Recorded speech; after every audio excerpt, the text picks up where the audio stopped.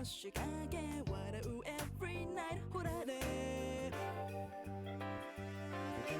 あやふやな幻が飾る all the day ひそやかな思い出を描く all the night だからきっと少し無理しすぎからもっと肩の力抜いてくだらない戯れな時楽しめば so fly away 忘れてた子供の気持ちそっと思い出す時間に旅立た心優しく包み込む夕闇ゆらゆらにほろほろに beautiful twilight sweet as marmalade ふわふわにボロボロに at the time 揺れる dreamy loneliness ゆらゆらにほろほろに natural brilliant secret marmalade ふわふわにボロボロにささやきの fire breeze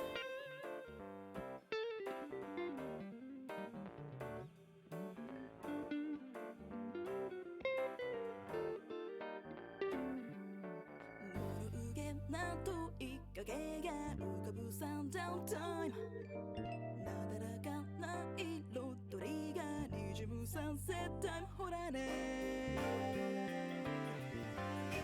不確かな不可思議が歌うファンタジア穏やかな輝きが包むファンタズムだからきっと少し気にしすぎからちょっとそこに腰下ろして畑を休ませながら癒されて so fade away 縛られた大人の気持ちふっと手放せる時間に閉ざされた心静かに解き放つ You are ゆらゆらにほろほろに beautiful twilight sweet as marmalade ふわふわにボロボロに at the time 揺れる dreamy loneliness ゆらゆらにほろほろに natural brilliant secret marmalade ふわふわにボロボロに微笑みの fire breeze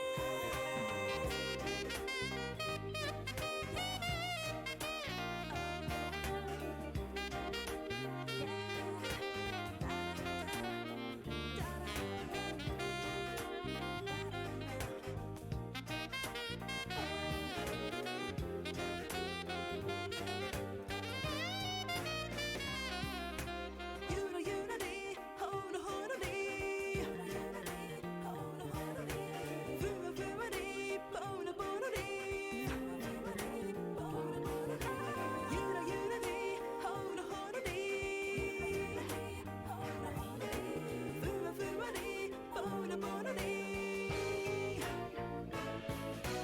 ゆらゆらにほろほろに beautiful twilight sweet as marmalade ふわふわにボロボロに at the time 揺れる dreamy loneliness ゆらゆらにほろほろに natural brilliant secret marmalade ふわふわにボロボロにささやきの fire breeze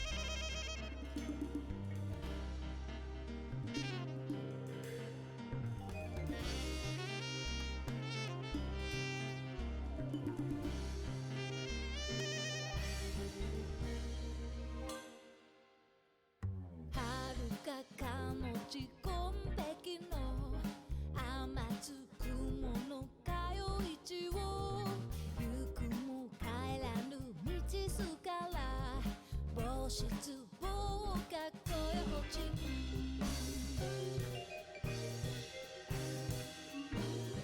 幸に会いたあやかしはお菓子今日を戻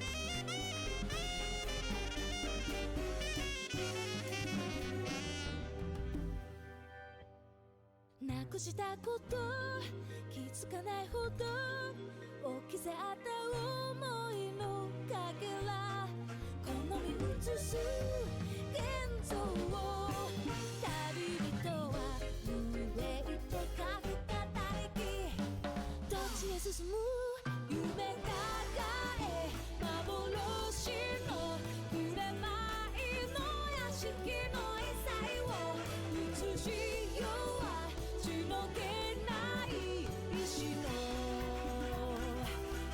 上に空夢の古の美しき都の鳥を確実は汚れゆく街に白日は沈みゆく街に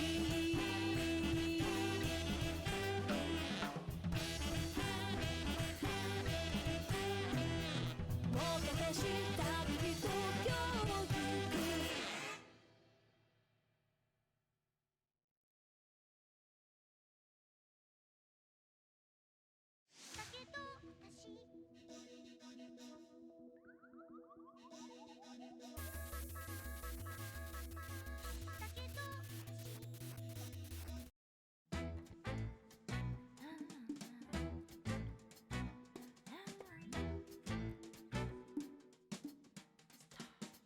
もやもやさまよう時の言葉心を漂う染めるあそろりつぶやいた言葉にまた宿るその調べ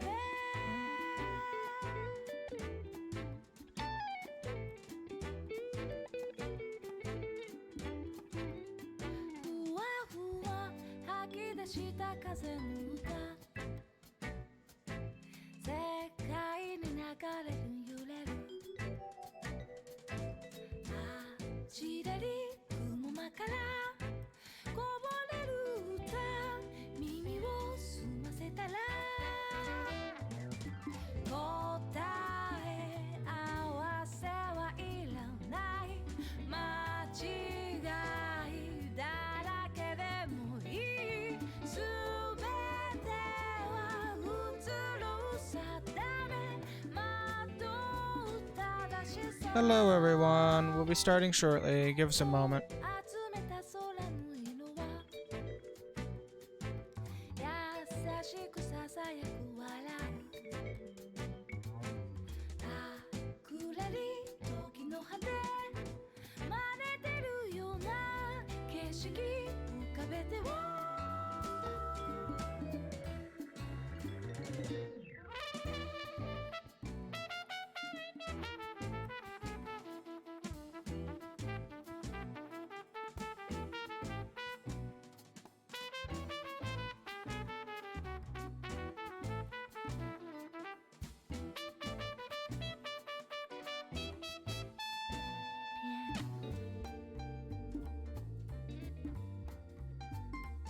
Okay, hello everyone.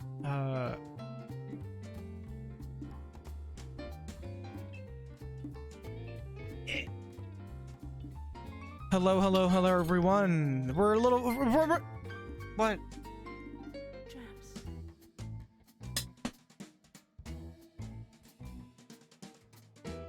30. ふわふわ終わらない風の Anyways, hello everyone. We're starting a little bit late today because the setup was a little later than usual, and then we had a massive frame drop because the stream bitrate, I guess, was too high by a hefty chunk, so I bumped it down to like closer to 3,000. Hopefully that should fix that. If any more, if there's any like severe drops in quality, which there shouldn't be, 3,000 kilobytes per second is pretty good, pretty decent quality. If there's any like more major frame drops, please let us know.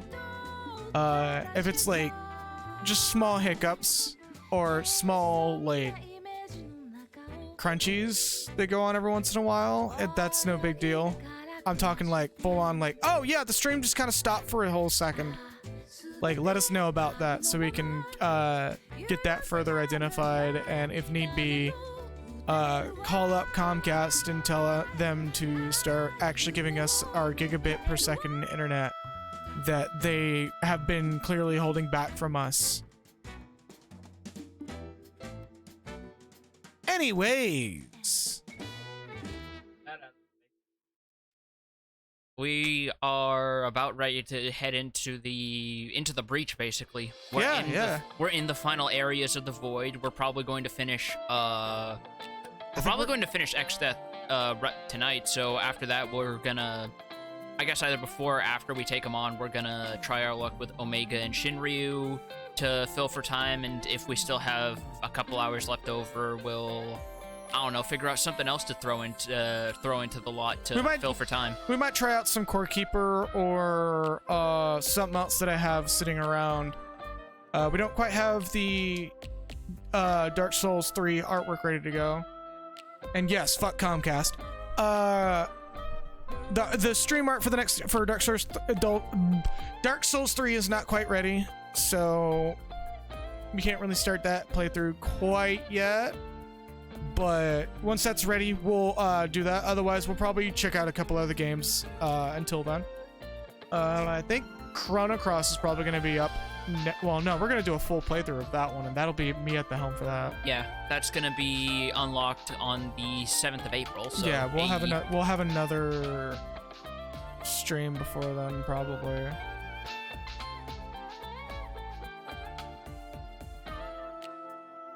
Dank sauce. That's funny. I'm super excited for Chrono Cross, even though, like, there's still the worry of the bad soundtrack lingering. You got no. right there. Oh. I'm ready. There we go. But yeah, there's still a little worry on the soundtrack. In what regard? With the rearranged soundtrack.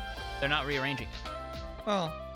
That was just advertising a re-release of, like, remixes they did for a vinyl collection. Oh, look at that little thing crawl.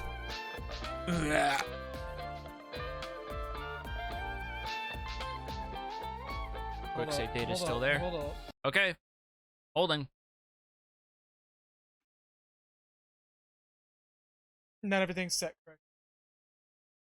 Oh, already off to a rousing start, everyone. All right, we're good to go. Alright. Hello, hey Barty people. Welcome. Alright. Gotta have some of my gamer juice. If I remember correctly, the enemy's in here. Oh no!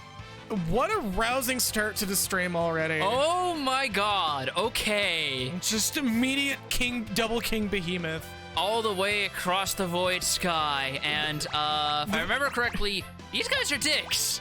I believe they're the classic counter with meteor variety. These motherfuckers literally, like, this game woke up to violence today. Oh. Hold on. What was Death Potion again? Dark Matter and Dragon Fang, I believe. No.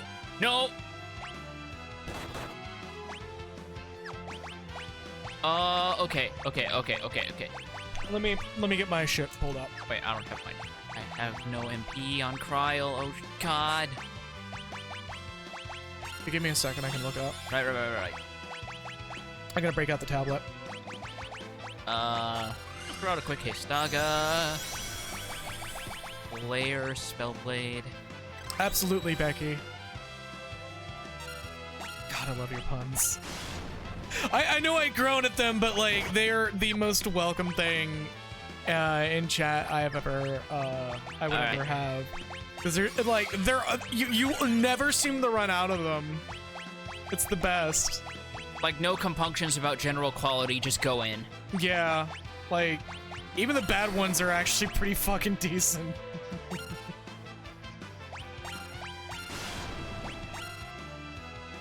Let's see, Oh yeah, I was looking up man horse. What? The horse that stares out in the ocean and goes, man. Oh, no. I thought you were saying man horse. No. I mean, if I was looking up formerly Sexual Lobster, yeah. But I think they're now Greasy Moose Chronicles. What? Listen to Fernando the man whore groaning for 3 hours straight. I'm not gonna lie. I'm not gonna lie. When I heard you mention lobsters, I thought you were talking about something else, and I thought, I know for a fact you're not the type of person who would ever even give Jordan Peterson a moment of your free time. I don't remember who Jordan Peterson is. Self-help dude, Mr. Clean Your Room, yada yada yada. Oh yeah, fuck that guy. Yeah, the reason why I bring up lobsters is because apparently he mentioned something about their fucking habits or whatever, and something about them being favorable to how people are living in this day and age. Some unhinged horse shit like that. You can see the and no one's let it go. Chat pretty good from right there, right? Do you prefer it right there or over there? Well, over here, I kind of have the mic boom in the way, and over there, it's a little distant, so with the screens, it's a little hard to make out the text from the lighting and so forth.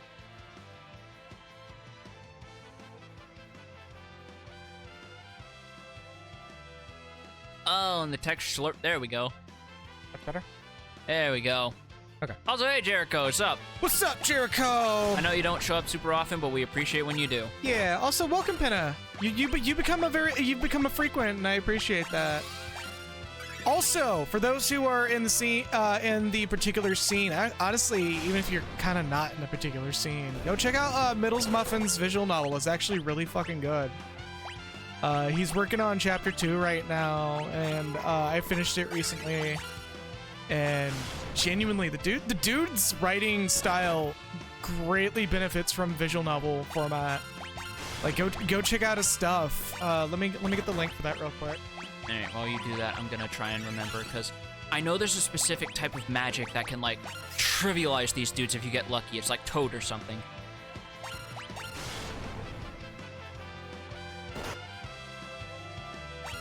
I have to open up a different tab real quick. Yeah, no worries.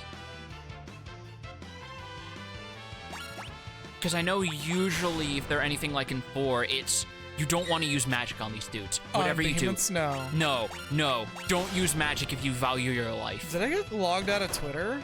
Oh no, I got logged out of Twitter because I changed my password recently. Oh. Yeah. Shame. I almost accidentally clicked a compromise, but it was on the phone. Because it was like, wait, I have. Oh my god. Oh my. Good lord. So, this part of the game is the best place bar none to grind for ABP if you have the patience for it. Right. Okay, yeah, that's the visual novel. Just a heads up, it is like does casually involve particular heavy body things. So if you're not into that, you may want to give it a slight pass. But we dropped the frames again. Yes, we are. Oh my god. Now you know what I was going through that got me so upset trying to do crafting shit in 14. I don't know why we're dropping frames so randomly. Oh hey, that's a familiar face. Oh hey. Are you kidding me? No. Fuck. Do it again! Fine. But yeah, go check out the visual novel if you're into the particular brand of things that you may see in the preview.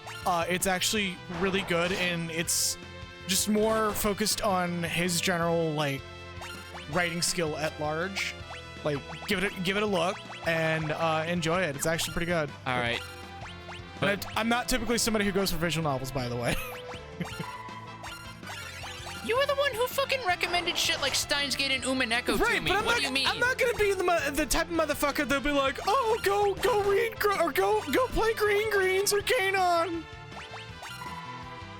Like, the specific shit that I go for visual novels border on the end of not even being visual novels to begin with, and more just bizarre interactive experiences like Steins Gate, where like the timing of your response to certain text messages are actually important to certain event triggers.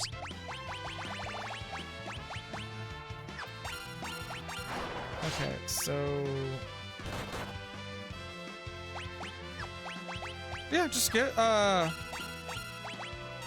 his stuff a look if you're into that sort of thing.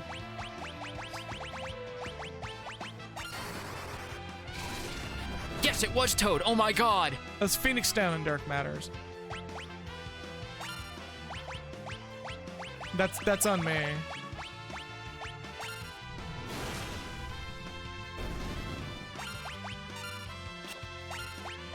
Oh my god, he's in Toaded. Also, welcome, Gally. You probably just popped in when I was bumping Middle's visual novel, which I do believe you have one of your characters in. Yep, can't use Meteor anymore, shit stain. Oh my god, yes! Yes! Okay, listen here, Malkin. I said I don't like typical visual novels. And by typical visual novels, I mean like... Oh, you also, Gally, you also wrote 4 segments for it. I am slowly turning around. Which were really good, by the way. And I am looking at your copies of books, which include hardcovers of Dune and Don Quixote. I don't have Don Quixote. I thought you did in there. No, I have Jules Verne. Huh. Must have been misremembering then. Because I thought you had a copy of it around. No, I have Jules Verne. Fair enough. Books and visual novels are totally different. Well, okay, depending on the visual novel, books and visual novels are totally different things. And all this talk about the damn people contributing to it, I gotta get to to properly writing at some point in my personal time, see if I gotten rusty.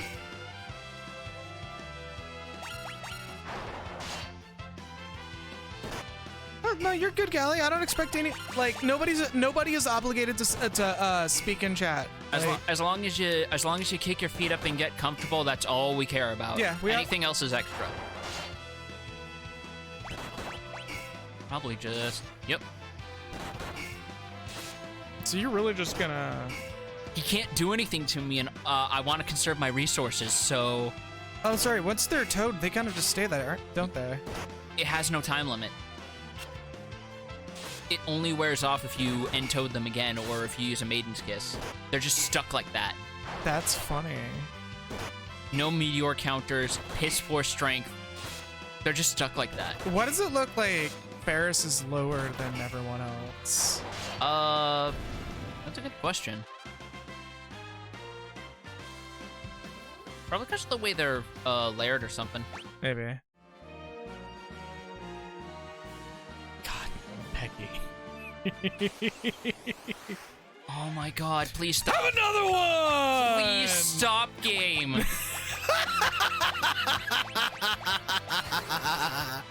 It just, you know, can we technically say this is an extension of once you enter the Crystal Tower raid, you're here forever? Because this is starting to feel like it.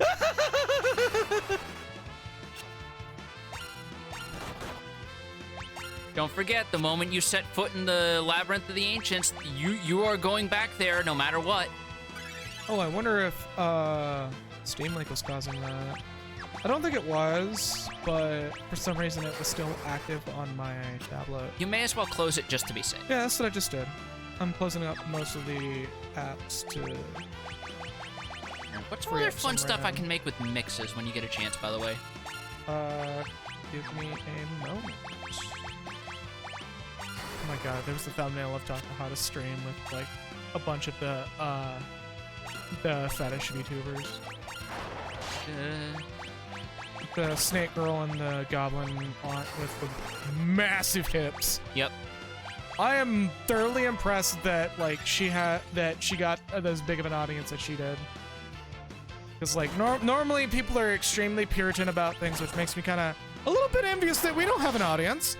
But I mean, we do have an audience. I'll say that right now. Can it? But I'm just saying, like, you know.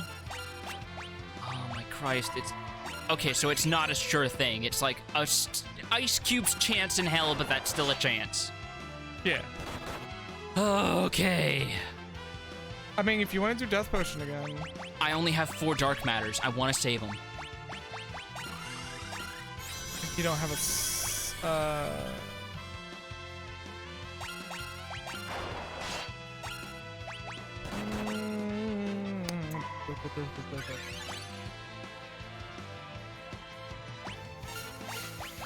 There's not a lot of really interesting stuff that actually will be effective. That's what I was afraid of. And now it's becoming sunk cost fallacy, my favorite kind of fallacy. If you want to... Oh, no, that's a dark matter.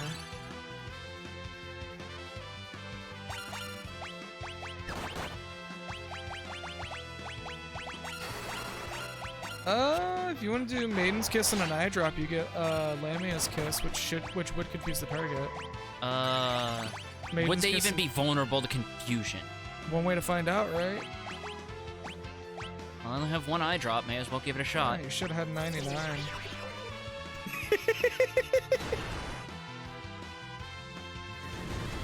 Wait. Oh! It uses the counter... Oh! Thanks for that. We'll just use it again. No. Yeah, there's a Goblin VTuber with, with a character, or, yeah, Goblin VTuber with enormous hips. I'm blaming you for all of that. None of that was my fault. All of it was yours. Be ashamed. It's weird that it didn't, like, use Meteor on whatever attack it just used Meteor. That's not how counters work in this game, unfortunately. It's really stupid. Yep. It sure is. I forget her name, but, like, genuinely shout out to her, because she, like, her, VTuber personality is actually really good. Like, she does genuinely play the Goblin Aunt. It might be Honey, actually. There we go. But, yeah, no, There's like, that sorted. Of the fetishy VTuber avatars I've seen out there, she plays her role a lot more, directly than, some that I've seen. No offense to them. All VTubers are genuinely valid people and, you know, do their stuff really well. Because that's a fucking hard ass role to play, which is kind of why I'm not doing VTuber right now. It's still on the table. Remember correctly, this isn't anything to fret about, unlike everything else in this goddamn place. Happy you can sit here and just casually talk about people with massive barn-stopping childbearing hips and not worry about having heart palpitations because someone is having a moment where they basically... I imagine Gilgamesh is having one of those moments like a kid when you get lost in a Walmart and you don't know where your parents are, so you just huddle in a corner of the electronics section. I hide under the clothes racks. Yeah, but that's where the display mannequins are, and I don't want to be near those. You just hide under the display mannequins and have nightmares forever as you just see a stark white hand reach under. Oh, so that's why people are afraid of Slender Man. Down, speech, you should have said something. Yeah, the auto advance in fights is hard to keep up with, I don't think. Just gonna take a drink real quick. Creepy monsters lurking around every corner, and fucking Boots just goes, really? After like the fourth fucking encounter with behemoths. Yup. God. Oh, just go that way. I love how it's literally just a matter of turning around and pointing, and that's all it took. Spectacular adventures together, just us five.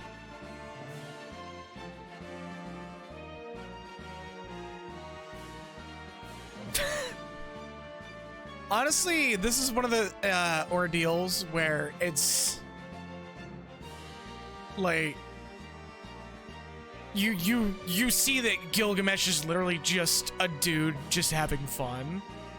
Like, it makes you wonder why he even tagged in with Exdeath to begin with, apart from just he is the if I join him, I'm gonna be able to fight the most worthy opponent, so I don't give a toss. Yeah, he's just the truest of neutral.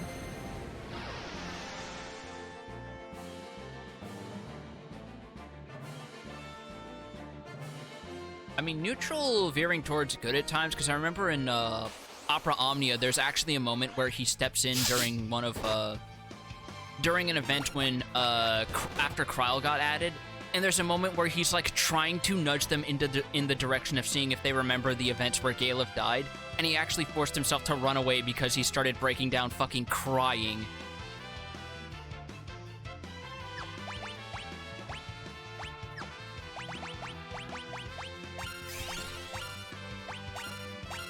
His alignment is WS. What sword? Yeah. What the fuck's my phone? Yeah, no. Gilgamesh looks really good on the Pixel remasters. That's probably one of my favorite things about this version so far. I actually really like how some other characters have turned out in this, where they do take some liberties with the sprites to make them look closer to their source material. Like Edge's sprite in FF4, they give him the lilac cape that looks closer to Amano's art. Yeah. Kefka's probably one of my favorite gloves because they just straight up give him a completely new set of sprites that makes him look like his Amano/Thesidia design. And it looks absurdly good. Like, oh my god, it looks so good. I know you've been watching Wooly play along, so you would have seen it, right? For 6? No, I haven't started that playthrough they're doing yet. I believe they made it up to getting back Terra and the sealed gate last I checked. So yeah, I'm kind of waiting for it to be close to the end, similar to how I'm going to be treating Disco Elysium. Even though I think they're done with that now. I believe they are already done because there's already an official best of on his channel. Yeah. Oh god, man! Like when I saw that best of, I was like, okay, no, maybe I am gonna just play this on my own first. I've seen a few clips, and that's where that's already got me so excited to play it. I have it bought. It's on my Switch. Because it's one of those games where it's like does such a good job of separating the narrator's voice from the voice of the characters, where because it's part of the narrative that some of these people are just absolute assholes, that you have some hilariously over-the-top but still realistically grounded depictions of people being racist, fucking awful people, and it's presented as such with so few bells and whistles that it loops around to being hilarious in its absurdity. Because I've told you about the moment where there's a bit where you're approaching some cryptozoologists and... Hold up. Alright. I think we're having more drop frames. Are we having more drop frames? Because I'm seeing it buffer on our end. How's it going for you guys? Is everything looking good? It's just a fight with Gorgamera. Not missing watch, fortunately.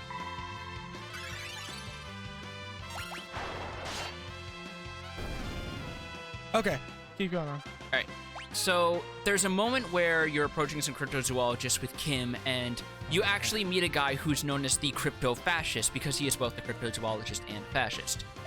And his immediate response to seeing Kim is to turn around, address him by the color of his skin, and then immediately backpedal by calling him officer. And it's just like 0 to 60 racism. It's, oh my god. Yeah, I have just what I've seen of that game so far has been abso-fucking-lutely incredible. I kind of love it. Because again, by presenting it so straight up and blunt, it emphasizes how strange and contradictory some of these people are for having these beliefs. Disco Elysium. Disco Elysium.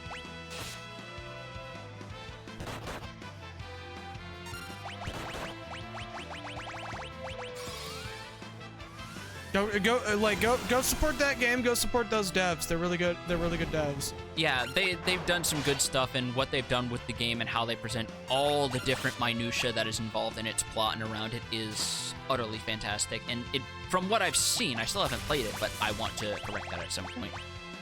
On Switch. I know, but I'd rather you also have it on PC. But I'd rather do it with you since it's already got a partner system, and hey, you and me. Yeah. I mean, I know Kim's just essentially an NPC who helped you out, but still. Sentiment still stands, if nothing else. Why is it asking me for an admin? I just want local login. What are you even doing? Trying to get onto the router and prioritize OBS. Play it as soon as you're comfortable. It's a really good game. Just be aware there's some content that may require a couple trigger warnings because, again... Oh boy, does it. It doesn't pull its punches for better and for worse. The hell are you? Belfort.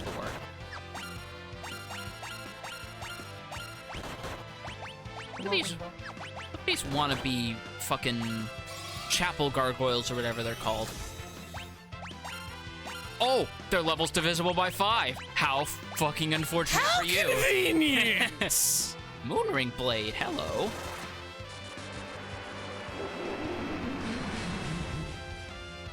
Bye.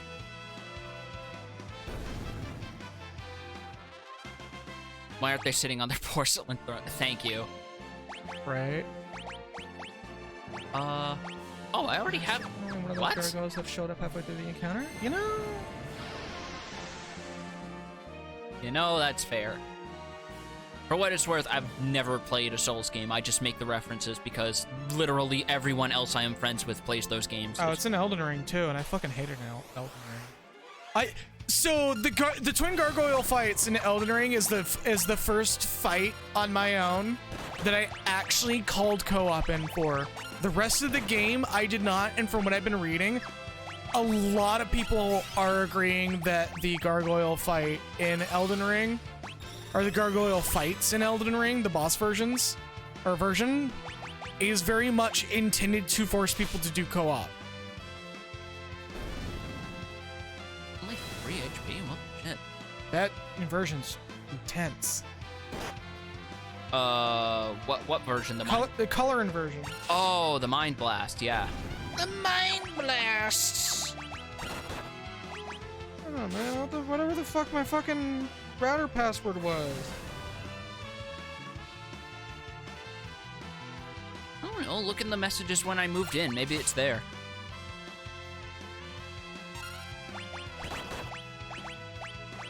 Oh no, yeah, there's most definitely worse fights.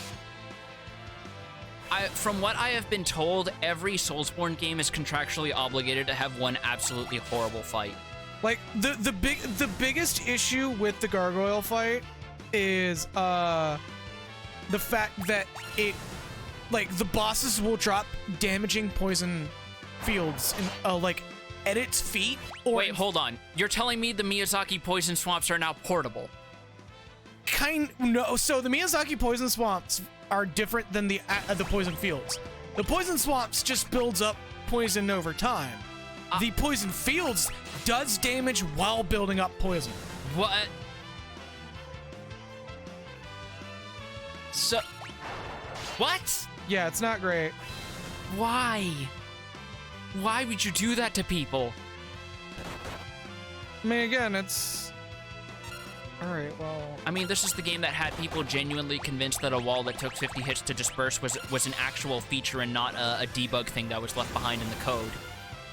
Well, I mean, if you jump against the wall, it actually disappears instantly. No, there's actually a whole area that's just a dungeon section in the game that is just 100% poison swamp. And it's not nearly as bad as that gargoyle fight. Like, poison's handled actually pretty well in Elden Ring. I don't believe you. And technically it is a bug, but if you jump against the wall, any phantom wall, no matter how many hits it takes, because there are some phantom walls that do require more than one hit on purpose. If you just jump against it, it counts as maximum physical possible object damage. And it'll actually disperse the phantom wall no matter what. I've actually made that a habit when I do phantom walls now. If I think it's a phantom wall, I'll just jump against the wall, save the attack animations, and oh yeah, then there are Scarlet Rot swamps, which are... Now there's the swamps that you really want to hate. Scarlet Rot fucking sucks. Every time I hear people describe a Soulsborne game in depth like this, it sounds like they're describing an abusive relationship.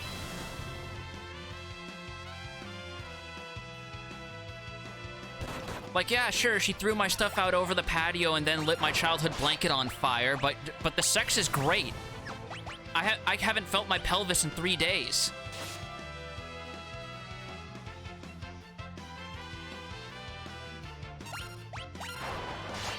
God, man. I just want to sit back and play Kirby, for fuck's sake. Dude, me being silent just, oh my god. Me being silent right now is me fucking changing my router password. I apologize for this. Live router password change reaction, I guess, or whatever. Pretty much. Or no, wait, live mind flare reaction, because mind flares are close enough to slugs, right? Octopus. That's close enough. They're both squidgy. The octopi. Also, this is really not a good team comp for this at all. Though it doesn't help that I'm very dry on MP. Oh my god. Oh, I hope that it doesn't force a router restart. If you lose this suddenly, I guess somewhere at some point, Linksys admins decided to reboot our router remotely, which is apparently a thing they can do. Which I say fuck them if they can, because that's kind of not great, especially if you're trying to do actually run a business. I wish some of these mixes were AoE. Like, just some form of crowd Also, control. welcome, Milk. Hey, Milk, what's up? Also, this green lemonade fucking G Fuel is actually really fucking... It's like a vaguely limey lemonade. It was their St. Patrick's Day buy one get Oh, one. I get it, limey. Yeah. It's their St. Patrick's Day flavor. That they had specifically. Let's have it real quick. So hold that. Holden. Okay, here we go. Let's try missile. Adam Jensen piss missiles. I still can't believe H-Bomber Gay made it. I've already found the Lake of Scarlet Rot. I think I'm 100% cleared Kaled. I like out of spite for that area. Also, what's going on? I was going to say, I can't believe H-Bomber Guy made a 3.5-hour video talking about Deus Ex Human Revolution, all to just say, it's okay, I guess. I mean, one of the weird things about, like, people who are... This is the weirdest...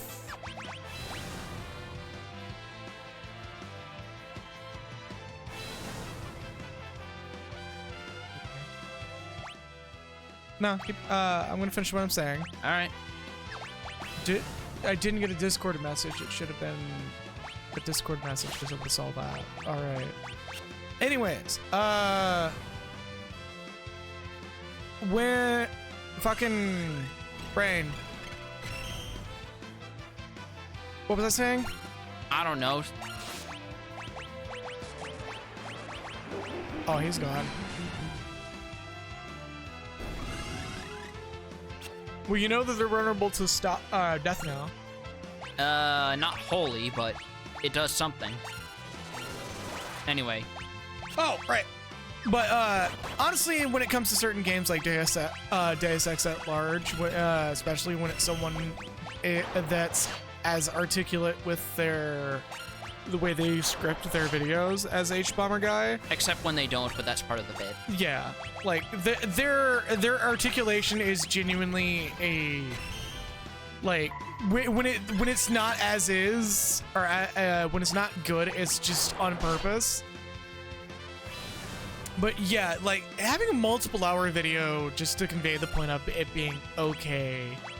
Because part of it is also emphasizing the ways that, for as much as it does do things okay or fine in some areas, there were a lot of things he saw as shortfallings compared to the original Deus Ex. Yeah. Which many people will swear up and down as being like the perfect PC game or whatever. I wouldn't say it's a perfect PC game, but I would say it's definitely a high bar when it comes to having a game that is considered good in the franchise. As well as for what is known as immersive sims, which is one of those weird things that gets people like me and Pat up in arms about how the naming conventions for genres as we know them presently is kind of horrible. Pat stares at specifically. That's who I mean, yes. Because what the fuck do you think immersive sim means when talking about a game? Nice and Discord message. Okay. Because that sounds to me like something like The Sims or something, because yeah. when you hear sim game, you think about you know, managing resources in a relatively mundane setting, and it might just be they make you feel more immersed. No, immersive sim is just another fancy name for open-ended first-person shooter. I mean, that's how some people say it. Also, she's insisting someone go. Yeah, so fucking go down there. What are you waiting for? Restraint. All right, I'll be right back. He's gonna entertain for a little bit, I guess. What do you mean, I guess? Thanks for the vote of confidence, you jerk. I hope you trip over your own two nuts. If you do, I'll still eat it off the floor. It'll be like that moment in Thriller Bark. I gotta read One Piece again at some point. I am way the fuck behind. I just can't believe that it's gone on for, what, 1,044 chapters, and it's still good. A little too long for some people's liking, but it's still fucking good. People like Oda and Araki are absolute machines. Oh my god, thank you.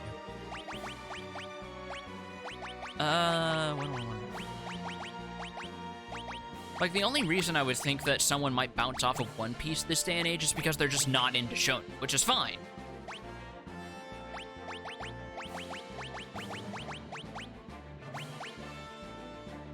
But then there's also those weird people who are like, oh, I can't stand One Piece. All right, well, what kind of shonen do you like? Dragon Ball. What? Like, would it be too out of the way to say that sounds like hypocrisy to me? Because that sounds like hypocrisy to me. People who say that they don't like One Piece but enjoy Dragon Ball.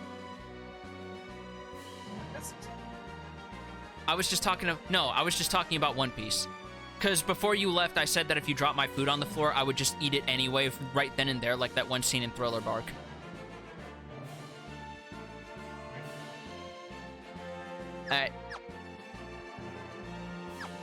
And I was also saying that, no, I don't think we dropped a few frames. But yeah, I was basically saying, if someone tells you that they don't like One Piece but they enjoy Dragon Ball, that to me is hypocrisy. Yeah, no, like, it's one of those things where it's like, you either hate both of them or you like both of them, and I'll admit, like, actually no, I won't say it's outright hypocrisy, because, like, there's two very different ways that they're handled.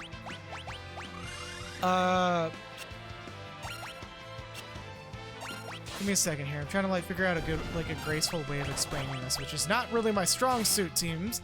I just don't care. Why did you hit your party member? Because I thought Kryl still had the healing rod. Oh. Okay, so I apologize if this sounds like fucking word soup here, but, like, you can hate one and like the other, but the only point that it actually does sound like a hypocrisy is when the person says, I don't like shonen series, but I really like Dragon Ball. Because the thing is, Dragon Ball is the archetypal shonen by this point. And maybe not the archetypal shonen, but definitely definitely highly formative. It is considered the iconic shonen outside of One Piece, which... But here's the thing. Others that came after, like One Piece, draw a lot, even if only indirectly, from Dragon Ball. So a lot of that DNA is in there, and Oda's made no bones about the fact he fucking loves Dragon Ball. Like, the two exchange notes, or at least now they do, they exchange notes on, you know, what's been working so far. Both Oda and Toriyama. Because there's been some things that, when Toriyama was doing stuff that was very clearly... fucking damn it. This guy is really not letting you... I also don't have any good fucking crowd control jobs on, like, Summoner, so... You're just getting levels out, right? Yeah, more or less, just getting some in last minute, getting the taste be out of my mouth while I'm at it. That's fun.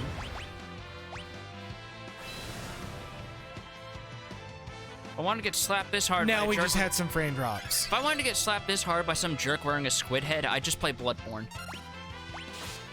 we had a large string of frame drops.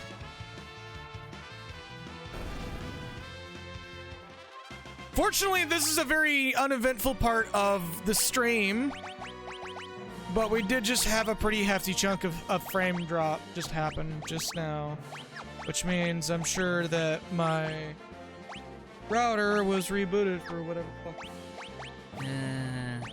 Fun. I'm getting sick of fucking Comcast's bullshit. You're not the only one. Like, our internet is just arbitrarily slow for no reason now.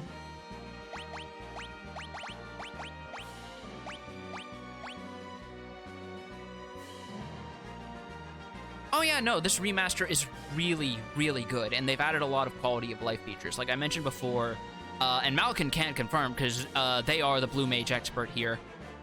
They changed it so that if a party member dies, they learn a blue magic spell regardless of whether they are alive or not at the end of a fight. That was not the case in previous versions.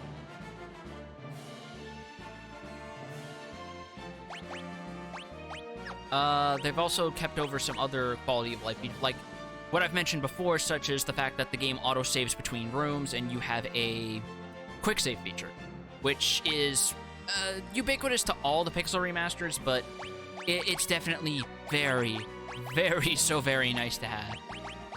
So I'm gonna actually change her to Ninja, because that'll give her some... I fucking log into the goddamn router, and it's just like, oh, yeah, error.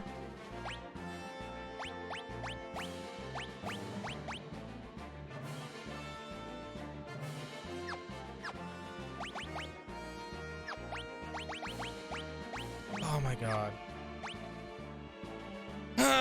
Alright, I'm gonna be leaning out of the mic and doing some quick, like, on-stream unfuckery right now, so I apologize everybody for being silent, even though I'm like the lead person of the stream. Hey, sometimes you gotta throw a kid into the deep end of the pool, and if they don't drown, they just come out stronger. That's how that works, right? It actually reminds me, there was a time when I went to a...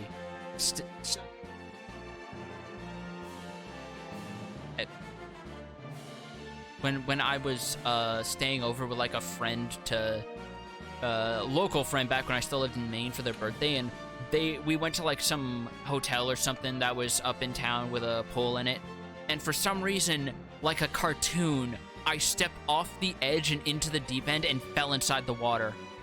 And I was like 6 years old, so I barely even knew how to swim. Oh. I thought you were clicked out. That's why I was stopped. And... Okay. Okay, let's see.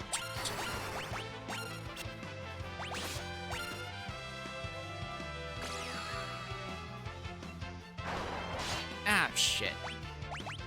Wait, no, but then if it hit the behemoth, it would fucking counter and hit me. Yeah, okay. No, mixed blessing.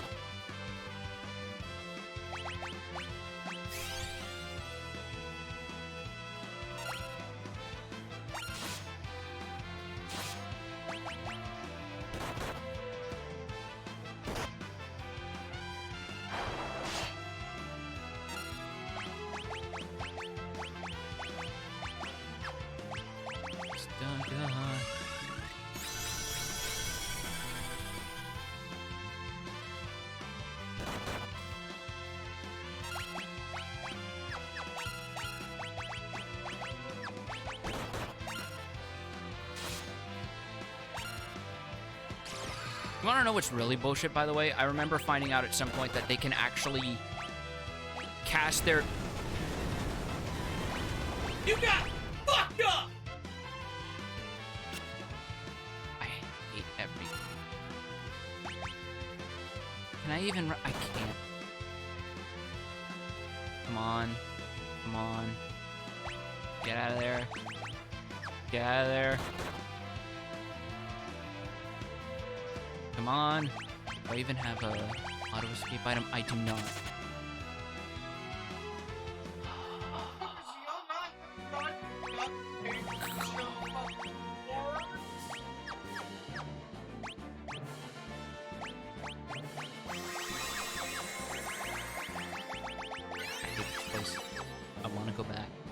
This is a silly place. I don't care for it.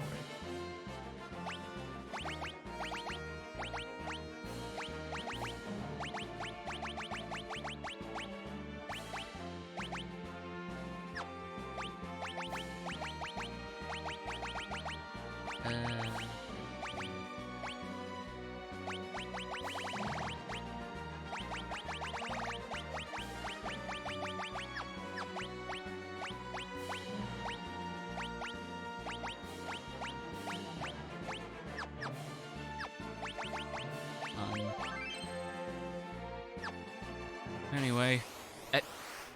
Oh, shit! Okay. What the fuck?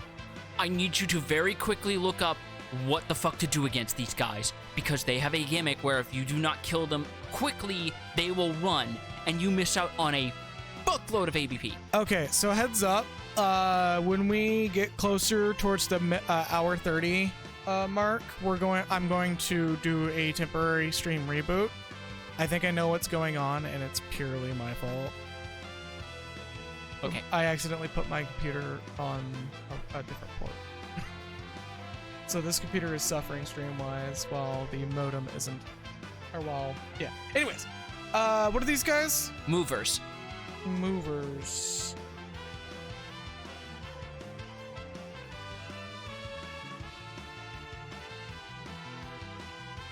Oh Christ, okay. Because I do not have a very good damage-heavy party. I don't know if I can do this, but I want to try. Jack Garland, the guy who literally says, "Shut up." I still think about that one exchange Chip Cheese managed the clip where it's like someone explaining like a fucking Captain Obvious tip of not touching the electrified walls, and Jack just gives this very gruff, "I know. Sorry. No, I'm not mad. It's just how I am." Like, with the inflection of someone's grumpy dad trying to explain to their kid's friend, I'm not actually pissed at you. This is just the way I talk. I served with like the Navy for a good few years. It's just it's a habit you bring. I love it. I love it. You got any flame scrolls? I think so, yes. If you got a flame scroll, you were in luck. Because I believe these technically count as undead? Question mark. Also Zenunage. That's samurai. I don't have that. Bahamut. I have a summoner. I have Bahamut.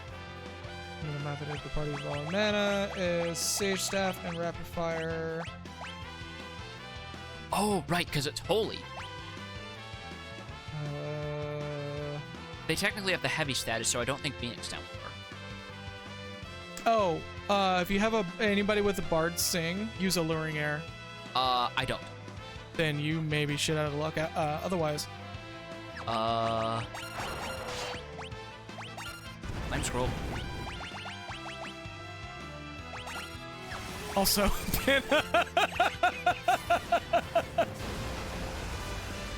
yeah, spamming Bahamut is the solution. Is there a mix that I can use to give someone haste?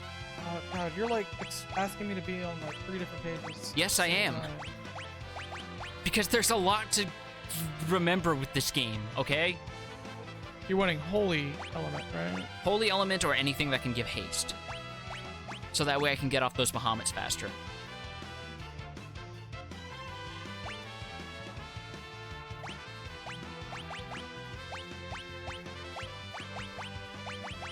What about Shadow Fire or Shadow Flare?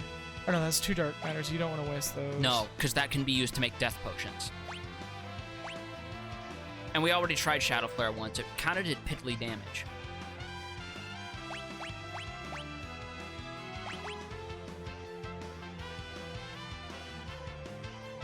Yeah, unless like a lot of the damaging stuff involves dark matter, so you're out of luck on that one. All right. But if you want the hastes, if I find out a haste making recipe uses eye drops, I'm gonna scream.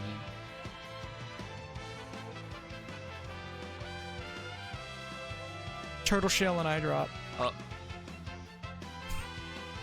Hey, you remember that joke about the night? Don't you dare. Don't you dare. You remember that joke about the 99 fucking... Also, thank you, Barty. Hey, Barty people, for the follow, by the way.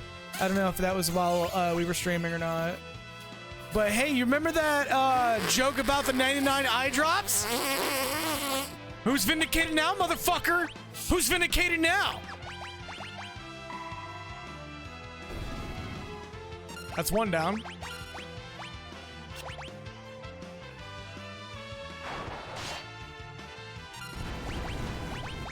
All at once or none at all. That's it?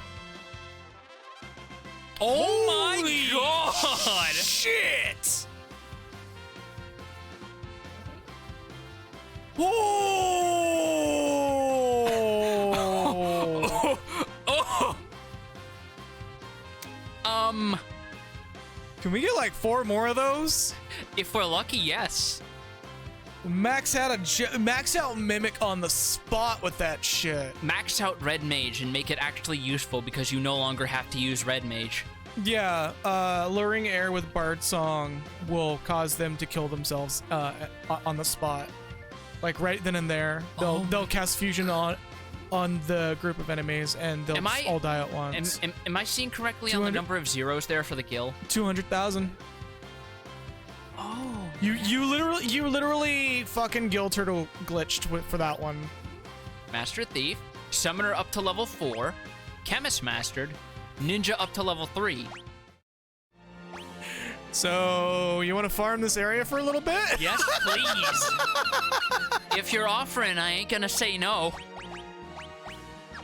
I'm gonna swap Bart's to Ranger because Rapid Fire. And what's a good effect to go with? Zenny Nage. I can just literally weaponize the money I got from those movers. That's pretty much what's... Pinna, where do you live and why does it cost you that much to move? Well, okay, never mind. Because it cost us about that much to move as well. I mean, not 200,000 to move, but it was definitely a hefty chunk of change to move. It was more than it really should have cost, wasn't it? Yeah. It's because fucking U-Haul has a fucking monopoly on their goddamn bullshit. Yeah, it's either U-Haul or Penske, and if you get Penske, you're guaranteed to get fucking fleeced every once in a while. Almost have the full set of Genji equipment, look at that. Paralysis in Mini, Paralysis in Toad, Confusion in Mini. You almost have a whole ribbon. I almost have the whole fucking samurai armor set.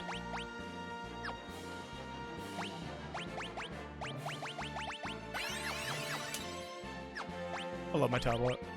I noticed. I've used this thing actually no almost as much as my computer now. I'm gonna put steel on because I know exactly where we get the Genji armor.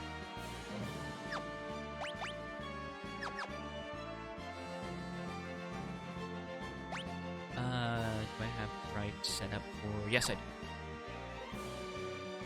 This light will never fall in your hands. Gilgamesh's gift to your wardrobe. Yep, pretty much. 3,500 is still fucking outrageous. Also, look at this Lavos-looking motherfucker. Necrophobe. So he's afraid. No, that makes sense. So the gimmick with this guy is you can't damage him until you take out his barriers, which have reflect status and thus will bounce magic back at you, which is fun. Yeah, if you're not careful, it will probably wipe your party. As we see with Bart's getting hit twice with Flare. And he's on the ground, and a holy.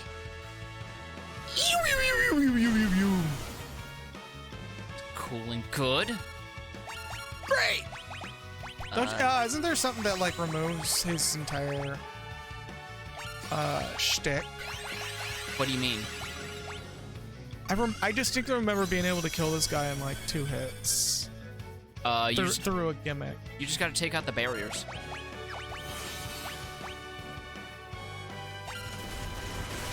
It's necrophobe? Yes. It's because the keyboard hurts. How to play this is being one. I think that's what it was for me as well.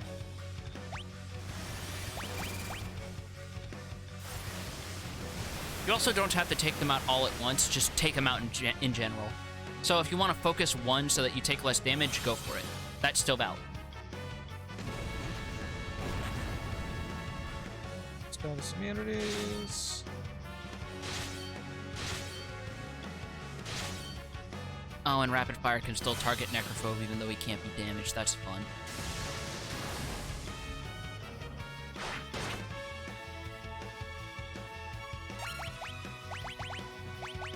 Thankfully, putting my white magic on a ninja proved to be a very inspired move here. Now let's see Bahamut's damage for comparison to Leviathan.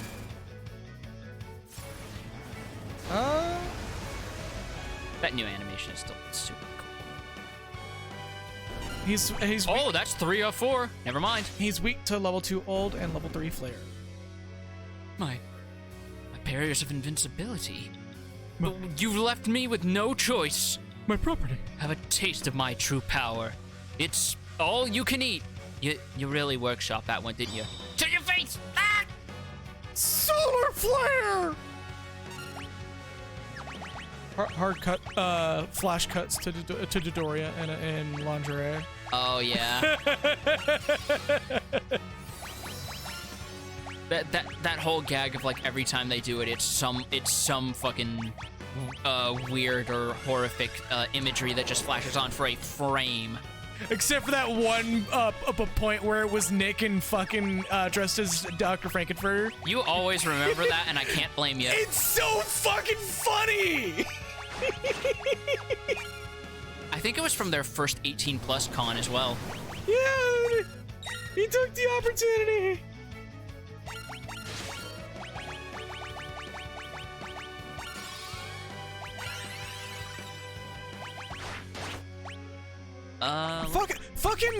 Fucking Nick Lanipator. Like that's a motherfucker that's not afraid to just exist.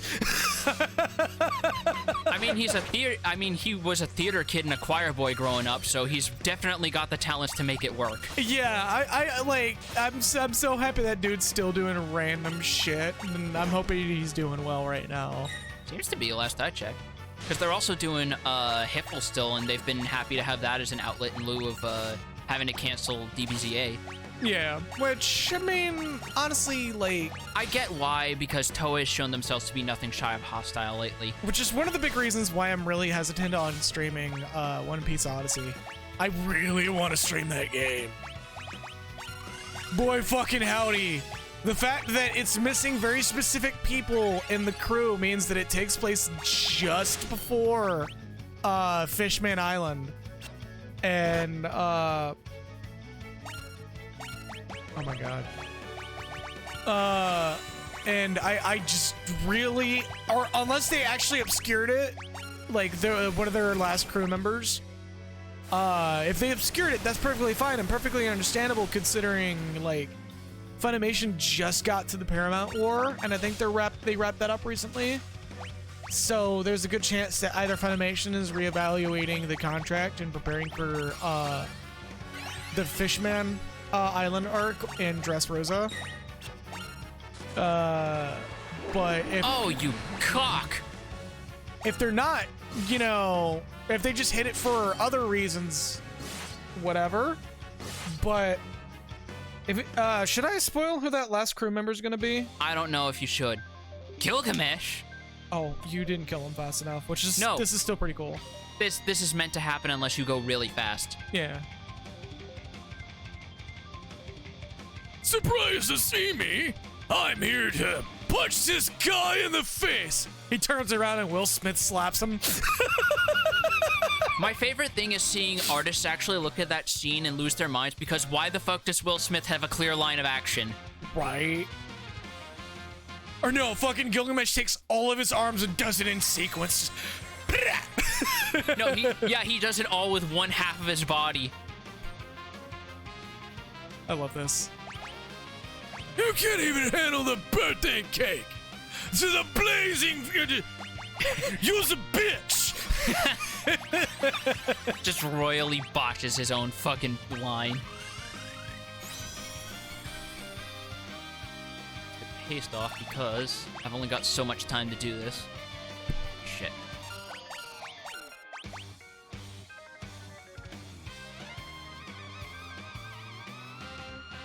This is one of the times that I wish that this was 3D models, just to see Gilgamesh, like, flex as he says, "He's a really strong guy!"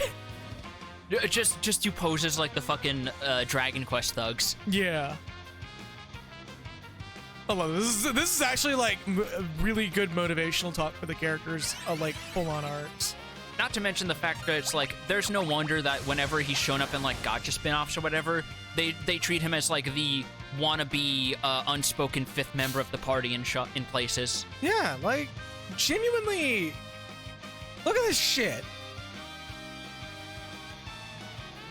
Like, he is being the biggest fucking bro.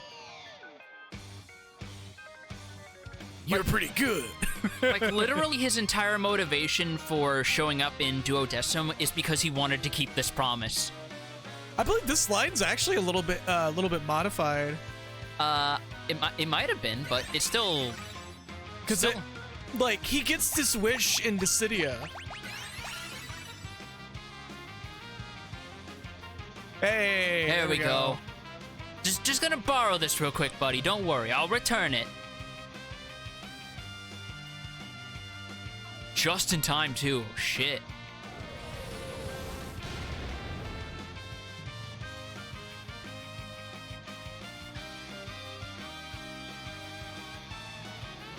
Homie's like, "Omae wa monshireru."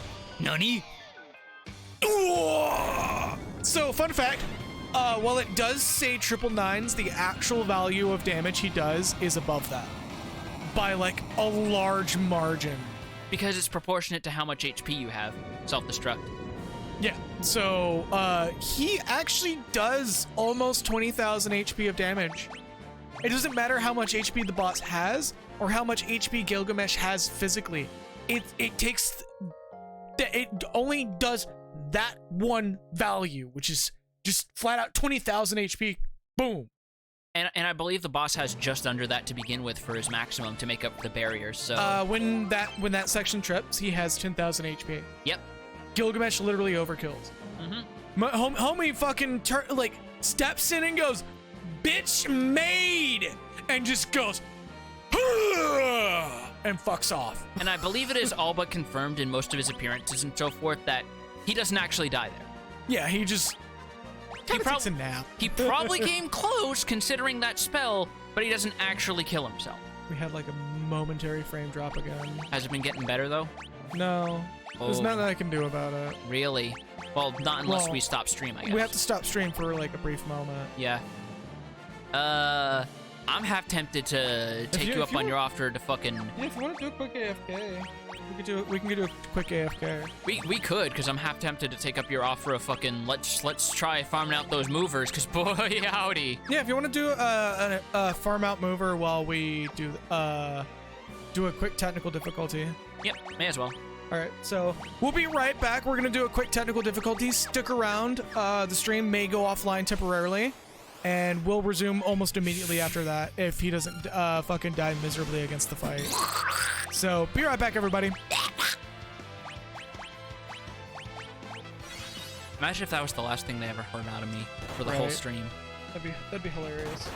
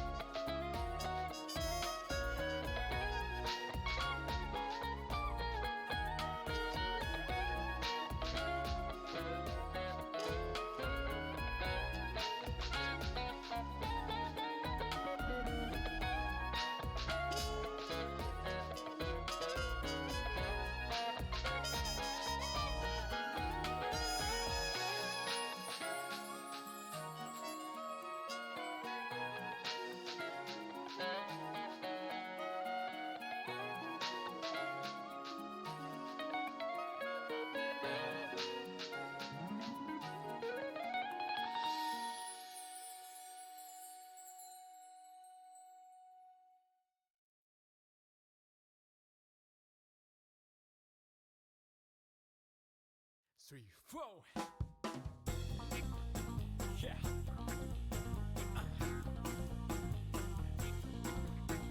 Okay, sorry about that, everybody. So we're not going offline after all.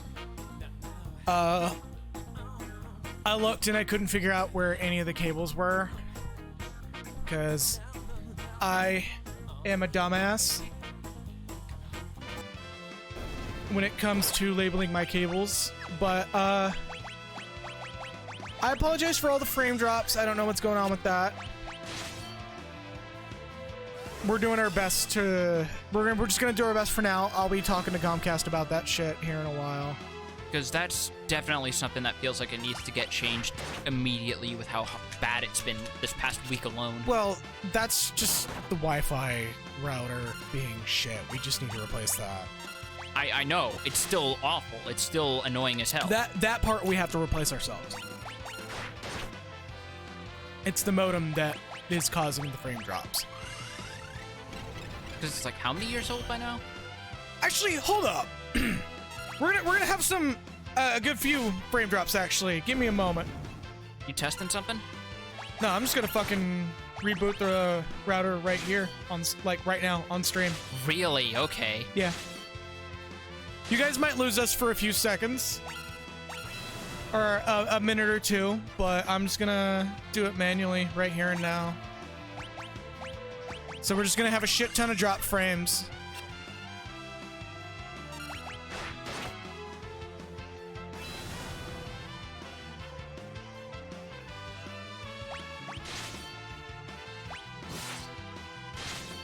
It fucking lets me.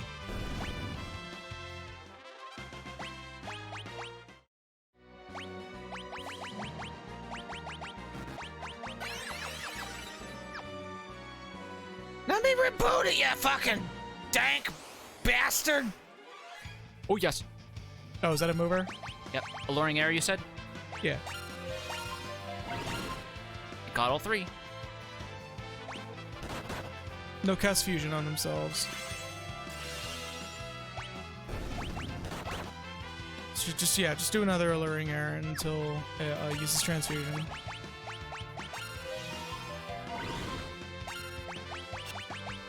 Oh, it missed.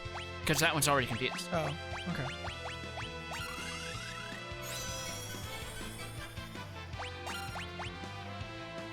There it goes. There's the other one.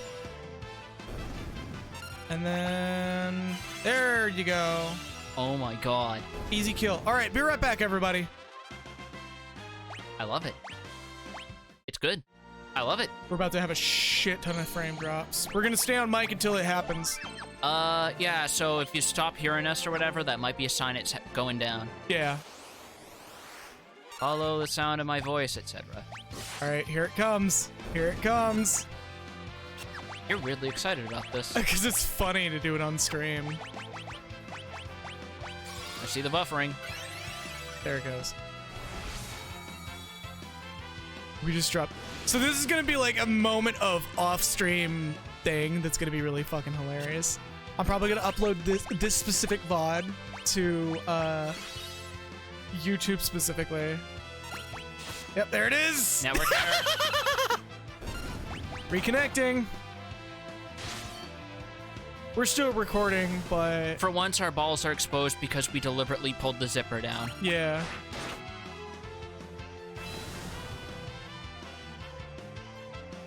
There's the chat alerts. It's been a bit since we rebooted the modem itself. This will probably fix a lot of that. There goes Discord.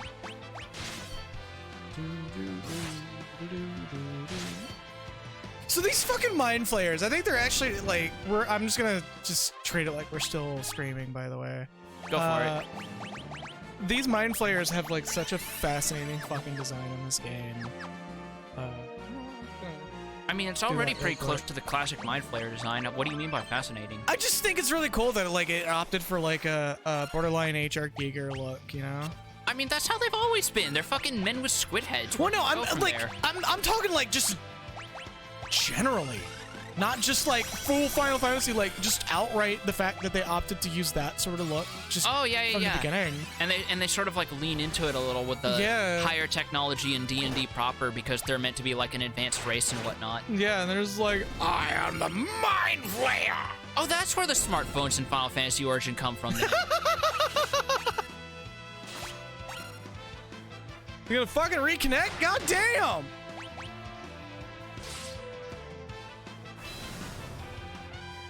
Did our modem actually shit the bed? Oh my god.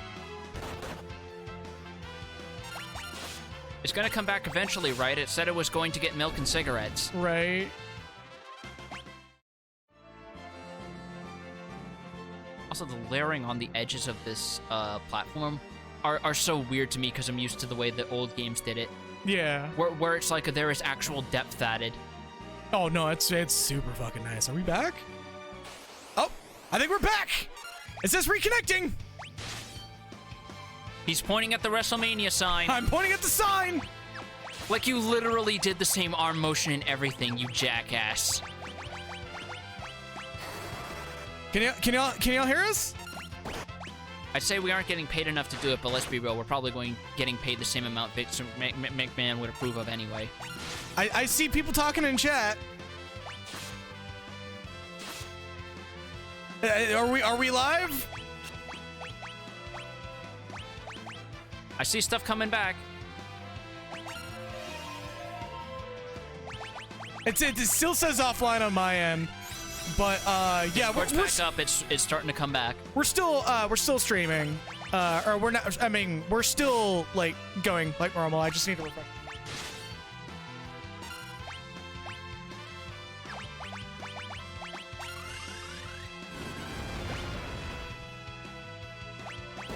Okay, yeah, we're live. Okay, yeah. So I'm gonna just pretty much repeat what we discussed in between, because there is going to be probably a version of this that I upload exclusively to YouTube that is gonna have what we talked about between the outage, a short moment outage there. But yeah, I was just more or less talking about the neat little thing about the Mind Flayers, just the design they leaned on. The fact that they went with like this a squid face instead of oh, I have to relearn. Oh boy.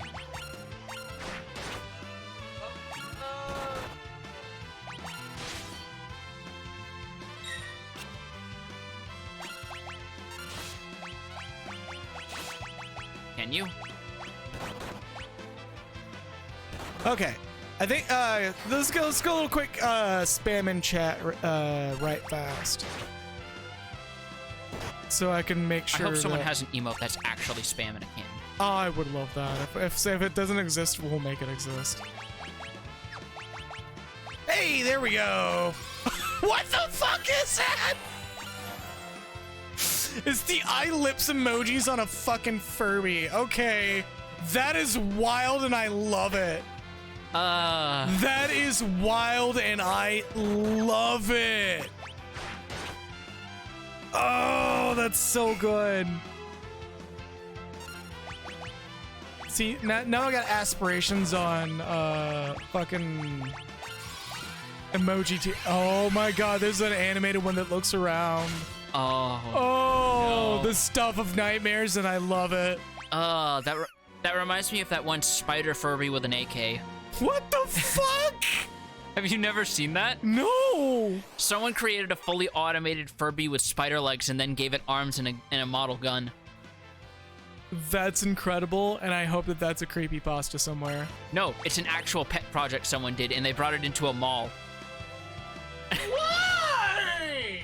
Why not? That sounds like a poor security guard's nightmare. No, a poor security guard's nightmare would be if no. No, just don't even go there.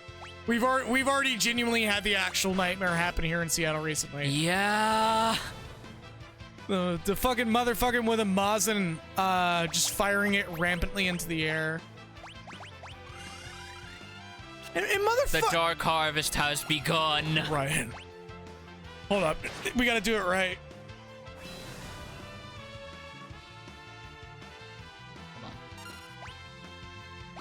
Eventually, they're going to rise up with those garden gnomes from Power Wash Simulator. Right. The dark harvest has begun.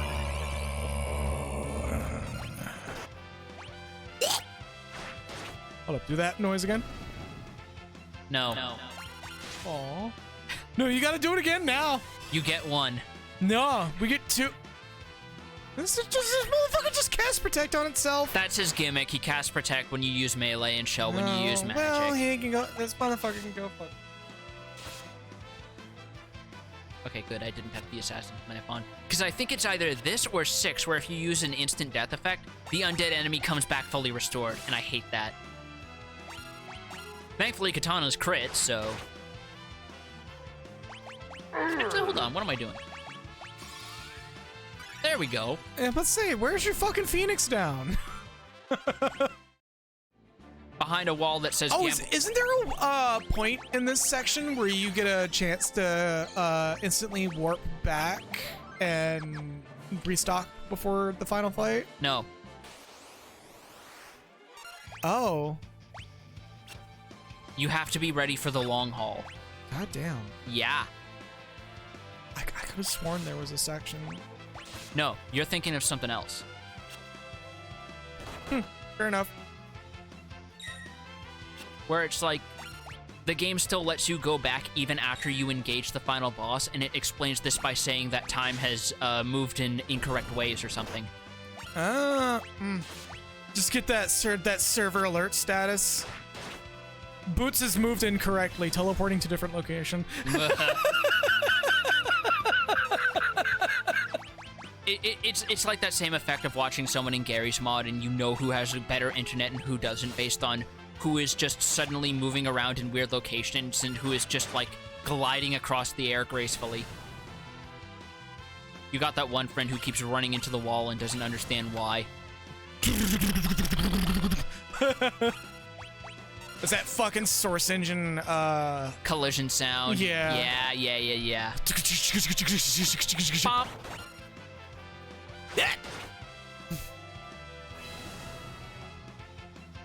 I'm gonna see if I can actually get Lena to Master Red Mage before we go in, because if we do, that's gonna make things a lot easier when I swap her off to mine for a hot minute.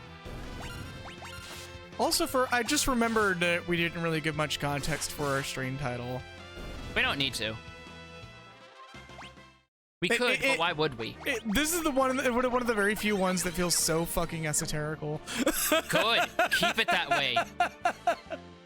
It's like, if you know, you know. I propose our next stream title should be British Parliament Ate My Baby.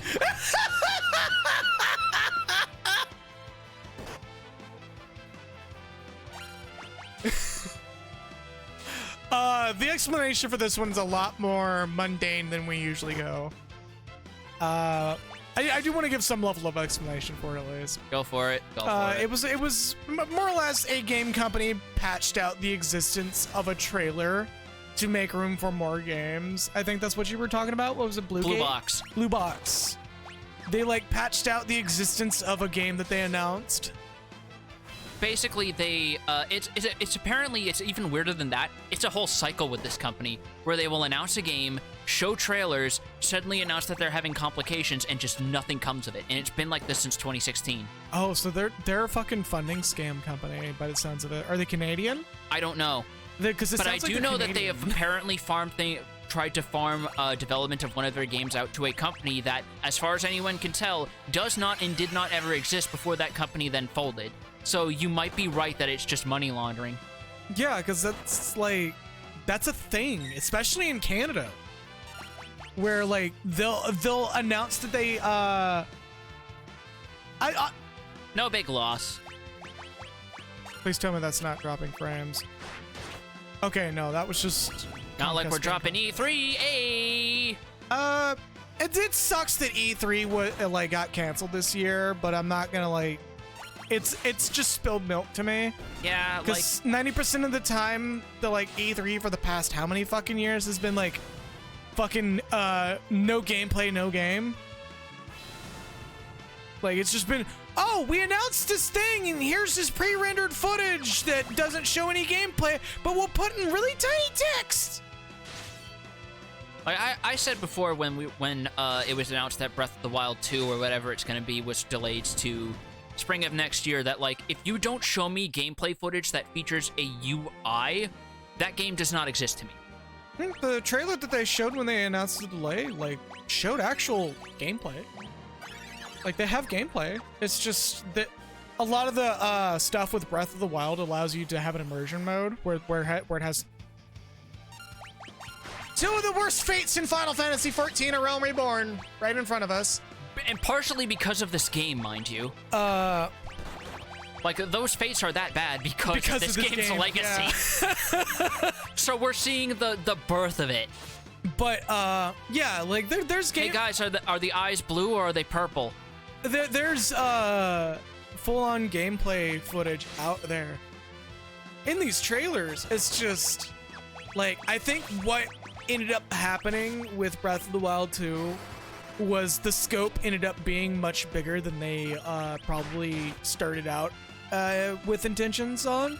And even then, Breath of the Wild 1 was originally going to be a Wii U launch title before it kept getting delayed and they had to get help from Monolith Soft, so that game took a long while to come out to begin with. And it came out insanely huge and very clearly bigger than they started it out.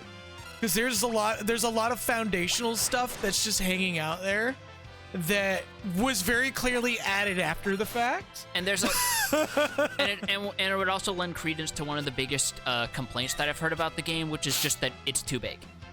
I'm okay with that. Like, one of the biggest reasons why I'm enjoying Elden Ring, and by extension why I enjoyed Breath of the Wild so much, is because while yes, it is an open world game with a whole lot of nothing to do, it's an open world game with a whole lot of nothing to do.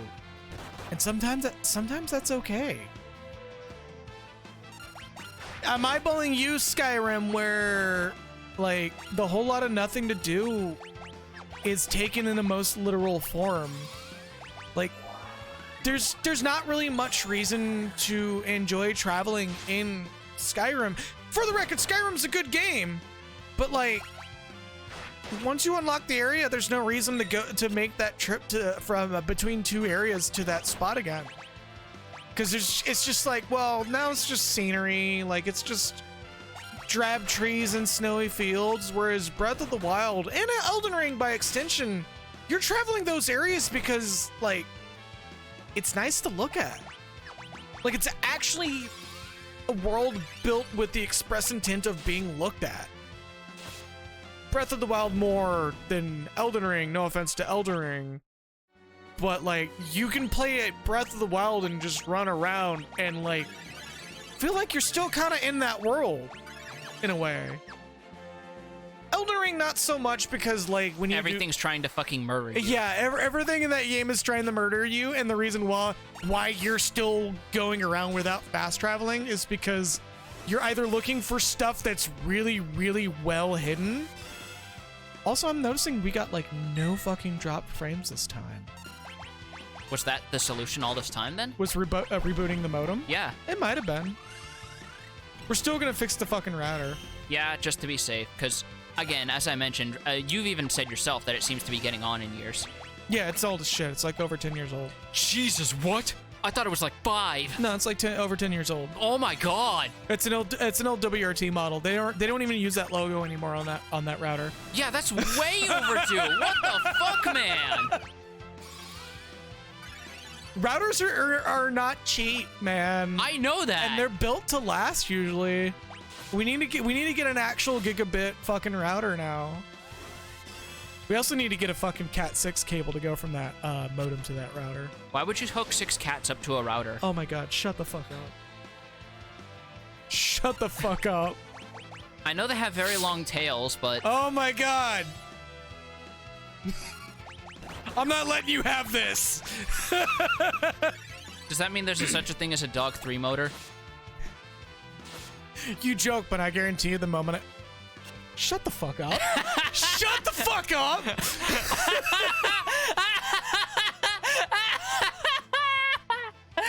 You literally took 5 5 seconds to understand what I was going for, you absolute ninny. Such connection, much speed. Wow. But yeah, fucking yeah. Like Breath of the Wild and Elden Ring are genuinely the two natural conclusions to the question of what an open world game should feel like. Well, natural conclusions and natural answers to what open world games should be. Sometimes your mouse gets tangled up. Gosh. I may be grabbing my food. I'm starting to feel the energy drink weakness. I thought you were going to say energy draining from us clowning on you. Man, that fucking...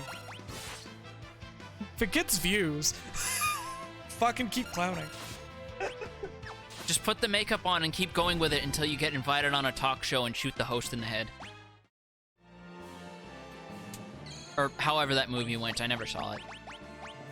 I heard it's an okay movie, just a little too mean-spirited. Yeah. By the way? I still got my Coke. Let me finish that first. I got a sandwich, fries, and a drink.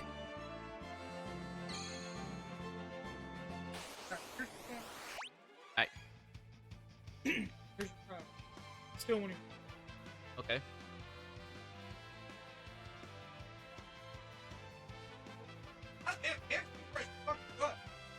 Yeah. Because I put like the chicken spice on them or whatever.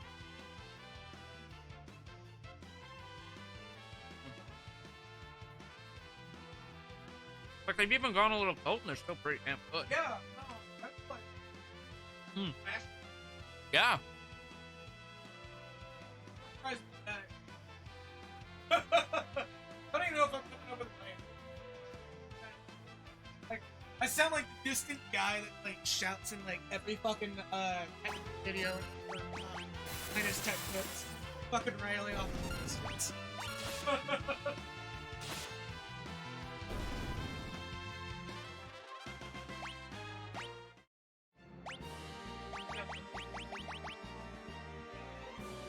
Alright.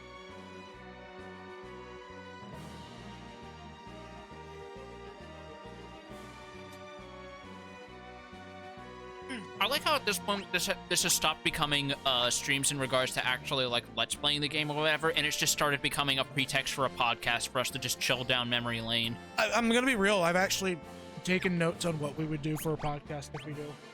I still want to talk about that big thing I mentioned in passing once upon a time. What's up? Cause I mentioned something before and you said no, that's a topic that deserves to be a talking point if and when we get around to a podcast.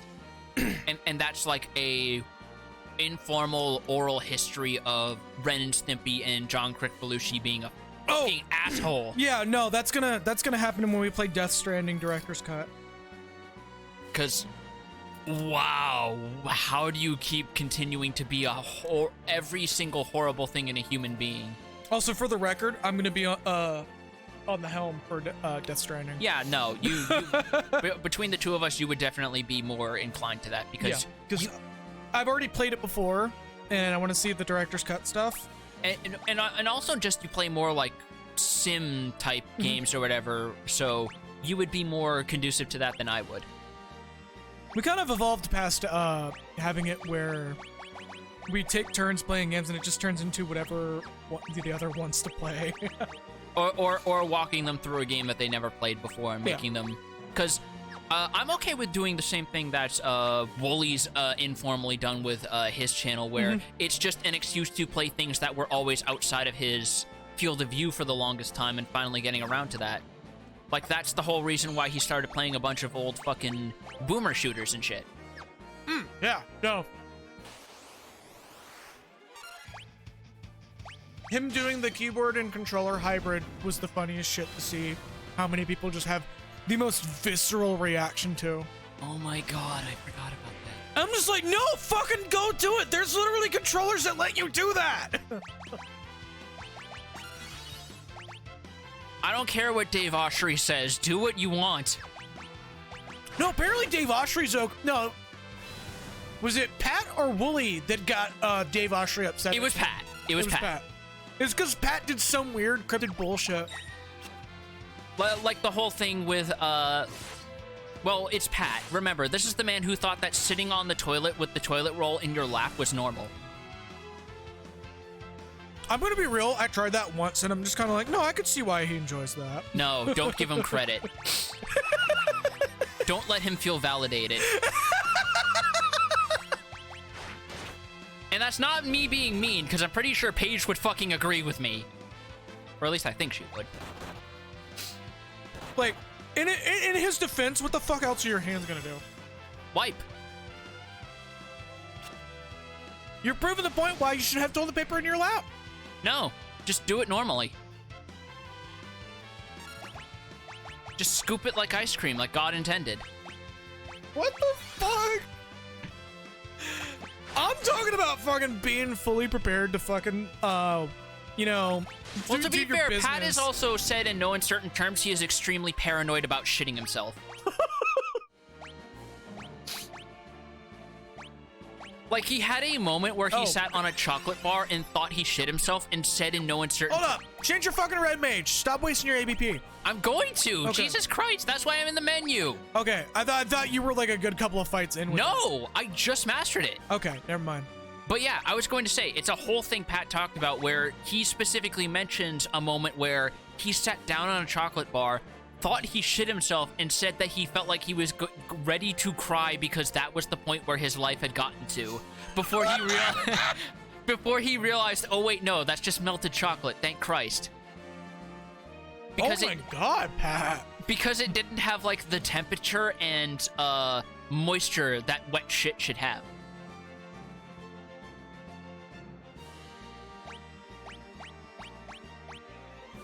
All right, whatever. I'm not touching that. What?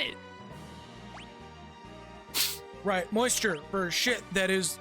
Do you know? Okay, this is gonna be a really fucking weird stream discussion here, and I apologize for anybody who's squeamish, but this is content.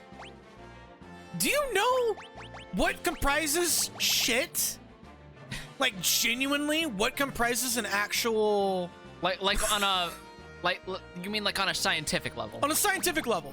Not too clearly, no. First of all, your poo's not supposed to be wet. It's just supposed to be really densely compacted salts. Okay. So if your poop is wet, you have something's going on. Something's going on with your intestines. It's only wet when it touches the water because it touched water. It's supposed to come out of your backside dry. Okay. Because if it's wet, your body is actually like rejecting fluids, and that's bad. I thought it was just because of like certain things in your diet causes more moisture to go out. No, your fecal matter is actually supposed to come out dry. Huh. Like, not full on dry, like where it's all crusty and shit, but like dry enough where it's dry, not, like wet looking. Like dry in the same way that mud could be called dry. Yeah. Which, oh, that's why they call it mud butt. Okay. No, they call it mud butt because you sat in your own shat.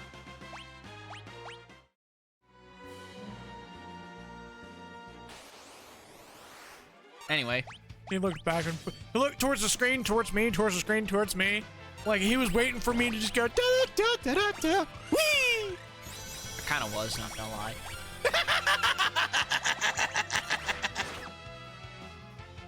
Is this discussion just to muddy the waters?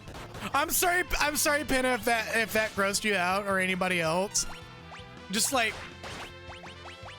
when you're paranoid about your own health because you don't have health care, you tend to look up a lot of very specific shit. Pun intended. I mean, it's called WebMD. No, ironically, I would look up scholarly articles about the studies of the body and how it processes fecal matter. Like for a hobby? No, just because I thought like I was having unhealthy shifts one year. That's when I learned that, like, yeah, your poop's not supposed to be wet, like, visibly wet.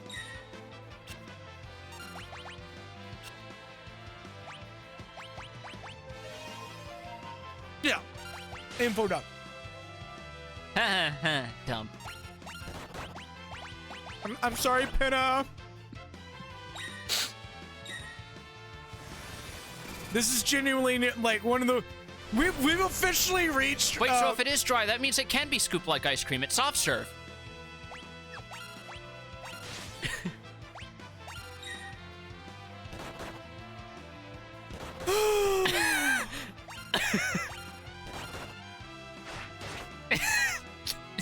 I feel like we're genuinely, like, 2 fucking jokes shy of a Justin Wang video at this point.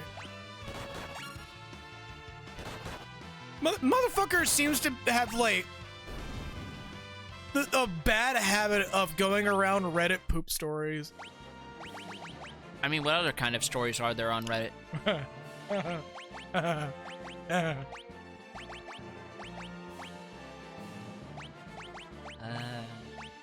We move him on.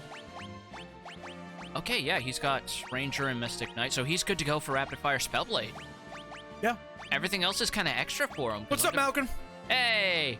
What's up? What's the big news? What's the big news? Hopefully it's something positive for you, because I know you've been having it rough lately. Yeah! Fucking good! That studio deserves all the fucking love! Oh my god, I'm so happy there's gonna be a sequel! Hyper Light Drifter is fucking amazing. We may have to stream both of them when they come out, because like there is a lot of really cool shit with Hyper Light Drifter. Like, I think you would really love the game. I'll give it a shot. It is a top-down character action where you can actually slice bullets to counter them. Okay, that sounds it's cool. like really fucking good. I have the first Hyper Light Drifter on my Switch.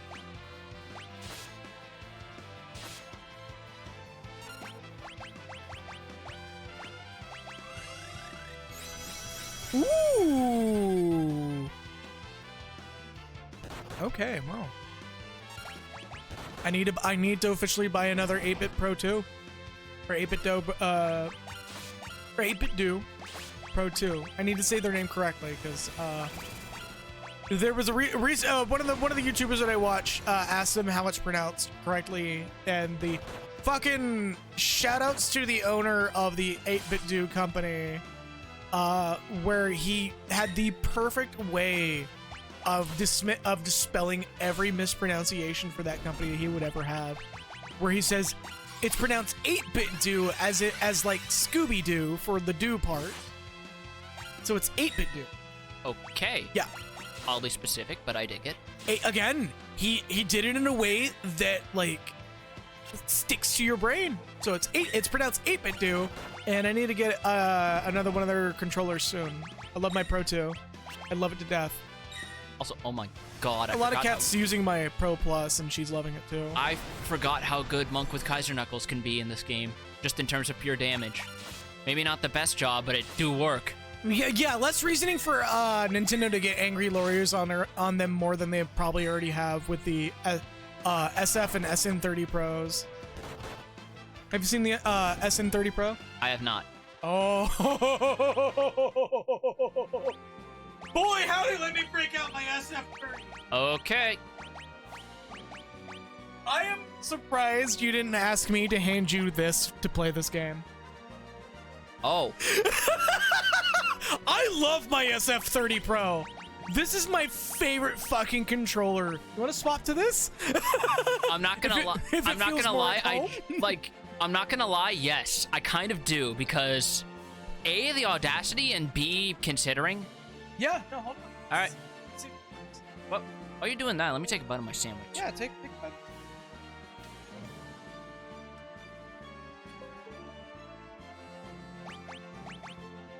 All right. Oh, just like that. Yeah. I thought it was gonna be a little longer, but no, just plug and play. Okay. I've used it before. In that case, I'm not gonna take a bite of my sandwich then. I don't want to get crumbs on this nice controller. Dude, that controller has seen so much abuse. What did it do to you? No, it's just a very well-loved controller. Also, it's going to be stuck to... Actually, hold on. Let me correct something. Okay. The fuck are you connecting?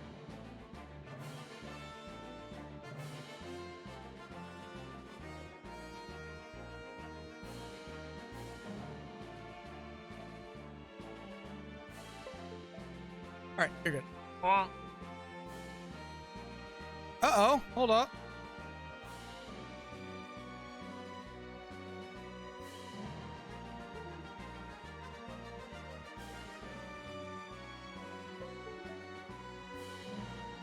Uh-oh. What did you do? Nothing. It's just the controller's misbehavior.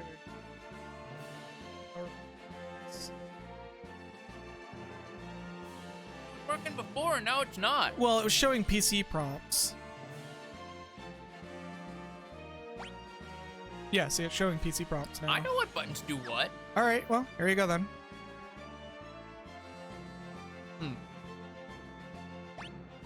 Hopefully you don't require ZL and ZR, though. I don't think I do. Oh, right, jobs because you already mastered Ninja. You know, I'm gonna be real. I kind of want to do that to my my SF30, my Pro 2 as well, because I want, like, I love the hell out of my the SF30 buttons. They're like,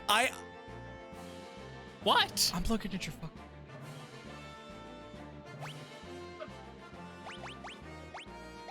Okay.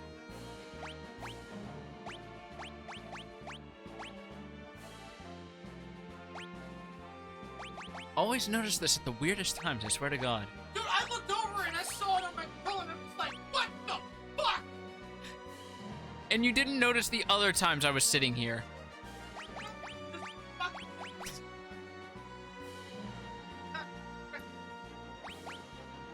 Giant ass fucking fingernails in my goddamn room. Okay. Okay. That's all I have to say to that is okay. No, I know why you like you have like rapid hair growth hormones right now. What?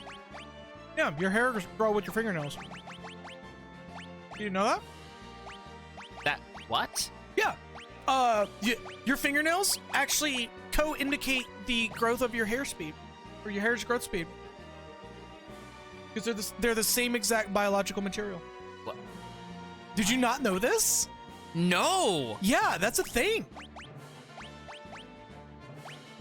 That's Okay. Yeah. I can't believe you didn't know this. You're just rubbing this in because for once you have some trivia to rub in my nose, don't you? I mean, yes and no. No.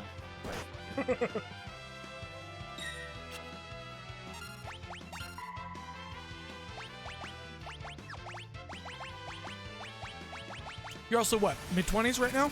Yeah. Yeah, that'll slow down real quick.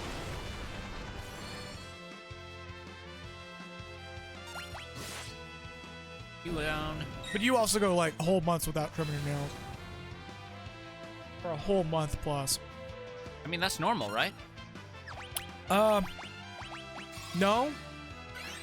You tend to you're supposed to trim them every like week or two. Oh. Yeah, I rarely do that. Because the longer your fingernails get, the more prone to infections you get under your fingernails. Oh, I didn't know that. Yeah. You'd also probably convince less people that you do drugs if you actually trim your thumbnails. What? Yeah.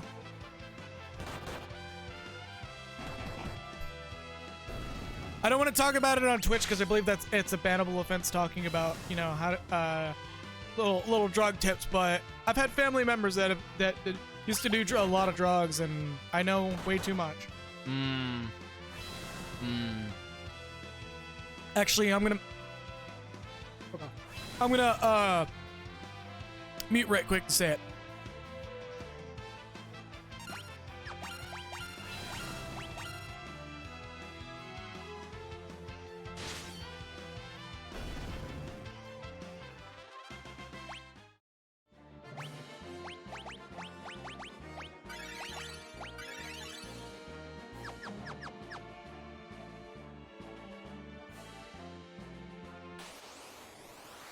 All right. Well, he now knows something. He now knows that I know a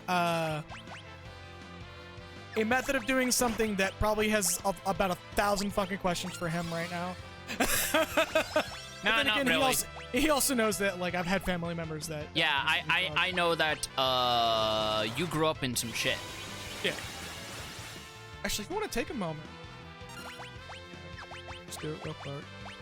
I mean, we already had an AFK. I kind of wonder if we should also just do an outright BRB, because I have food in my lap, so that's tempting me. Here, I'll take over there on the grind for a little bit. All right, because I'm literally just buying time for us to shoot the shit before we actually go in and do work. Yeah. God, what was your game plan with this shit?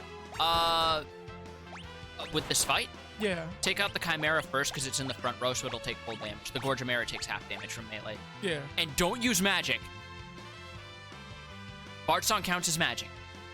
God. Alright. Scoot up with the trash can. Alright. What to do? Just don't want to drop my sandwich.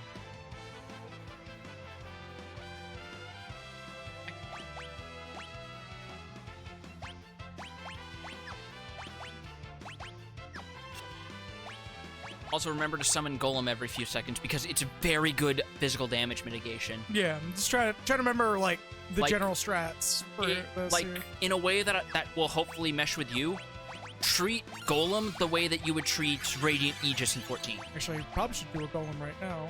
There you go.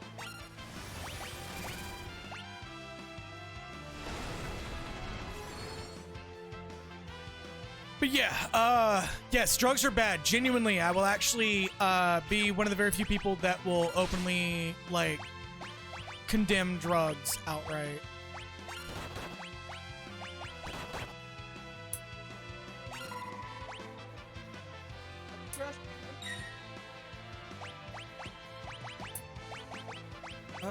No magic. Just, I guess, auto attacks for Behemoth the Gorgamera here, right?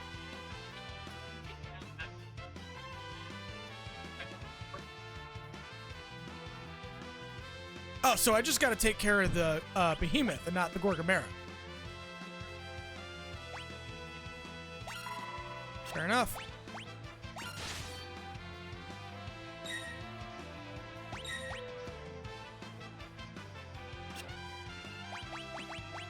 Should I use kick?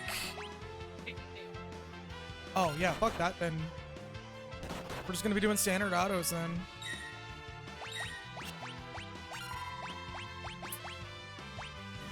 Oh, somebody got fucking meteored.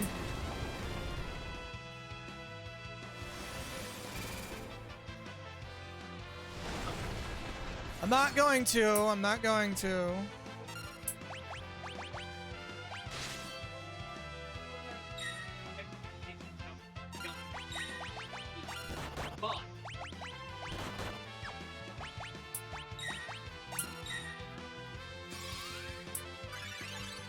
Don't worry, I'm...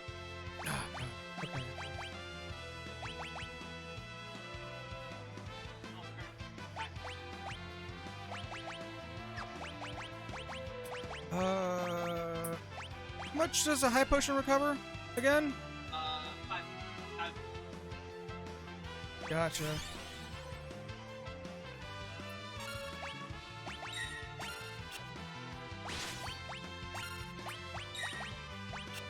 Okay, I need a golem pretty quickly here.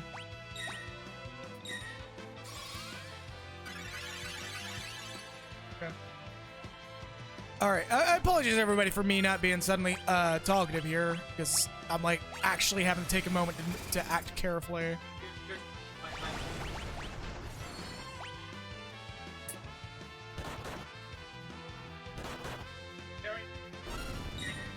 Okay, this motherfucker's out, so I can now use magic now, right? Yeah, it's already up.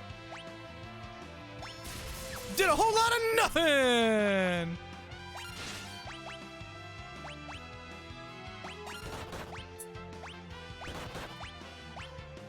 Oh, never mind, it's dead. Ooh, got counter and white magic.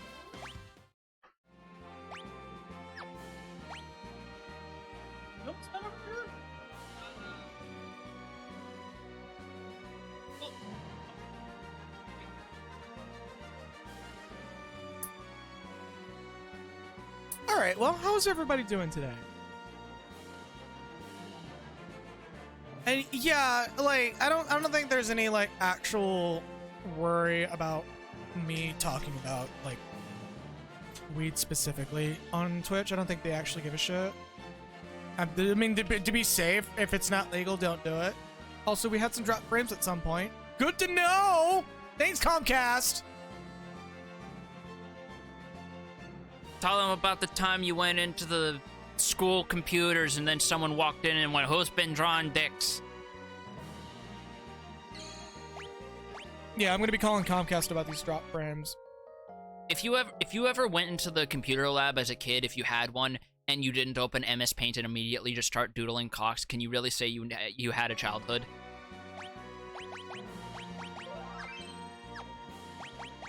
That's a sad childhood. Actually, there's a couple of pieces of hardware that we're going to be replacing here in the room. There's a splitter that also needs to get replaced.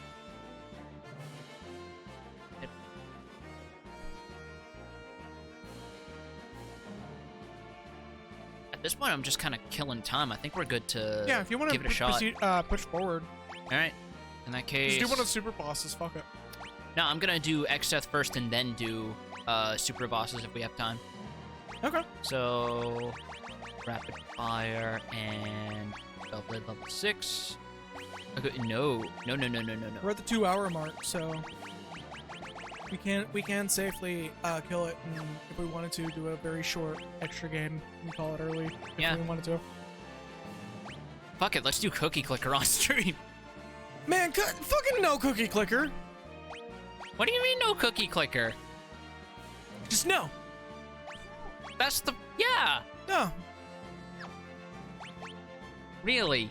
Because we're gonna get those fucking Cookie Clicker elitists in our fucking chat, and they're gonna be like, "Oh, you didn't do it." Wait, hold on. Time the fuck out. You're Cookie Clicker elitist. What the fuck? We just do a Cookie Clicker ASMR stream. Don't tempt me. For like 4 hours straight and nothing else. Yes, we can.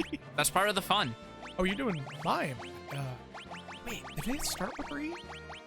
All right, because their auto attack is replaced with Mimic.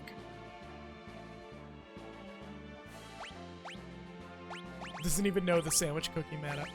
Yeah, see? Look, we already got one! Christ. I would jokingly mute you for like 2 seconds, Gally, but honestly, I don't. It's fucking.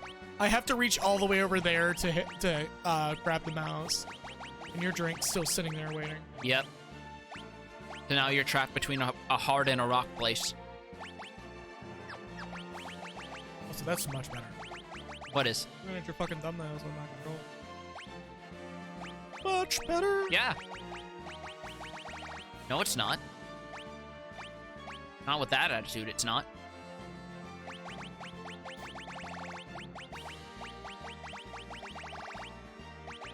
Just a hard thing and a Dwayne Johnson. Yeah.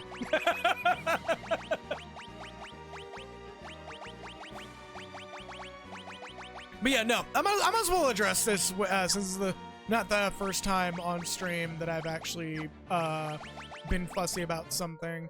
So I'm a little bit weird about fingernails sometimes. If they get too long, I start getting kind of icked out. And he can see, even though we don't have face cam, he can see that I keep my fucking fingernails way the fuck back. No, I don't, because I don't pay attention to fingers.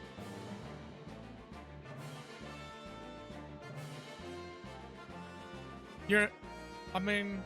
Anyway, I'm gonna take a quick break before we do Xdeath, because I'm gonna eat my sandwich. So, BRB, whatever. Yeah, we're gonna do a small BRB. Try fingers. Butthole. Actually, I'm gonna have the BRB. We're gonna chat for the chat here.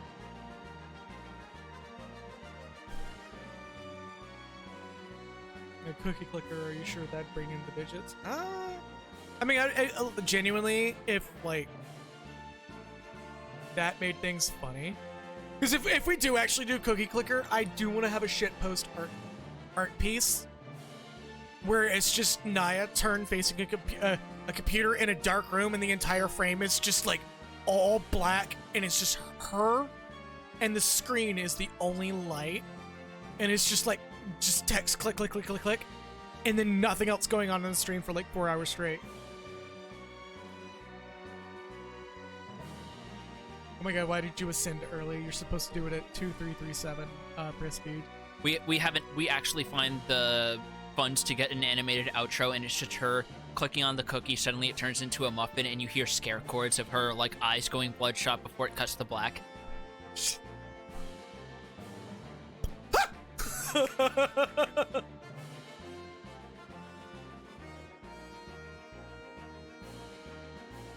Click the wrong button! I clicked the wrong button!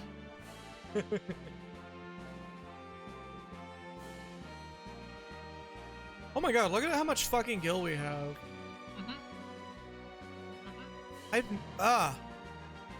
So we need 23,000 gil right now, and we'll have the best value of gil. Are we close to the actual maximum holdable? But yeah,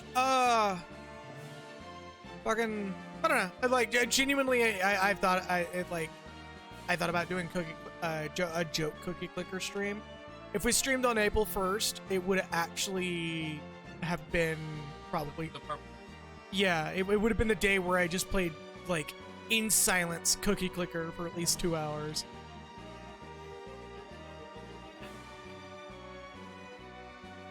Or do the fucking I think it's Vsauce who did something like they listed all prime numbers on stream, and it was like a 10-hour stream. Like, imagine if I just did a stream like that, but it's just me saying every number involved in pi. Someone actually did do that for a stream. It was Kurejiali, one of the Hololive members. She just started She's the hyperactive Indonesian zombie one, for the record. So she just started listing off every number in pi for as long as she could. And she had an overlay where she typed them in as she went. That's incredible. Mm-hmm. That's so good. Okay. I can't top that. Just it devolves into the entire screen being just numbers. Mm-hmm. Just probably like, where is everything? Knowing her energy, she may have genuinely done that at one point. Oh my god. Like, even during her debut stream, people were saying that she came off as someone who drank Colombian coffee.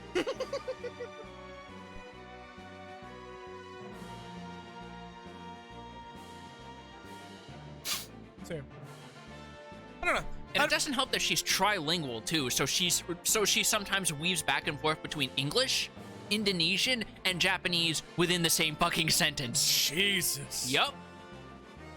But yeah, I don't know. And I don't know. Like, I feel like, unfortunately, just due to tabletop being tomorrow for us,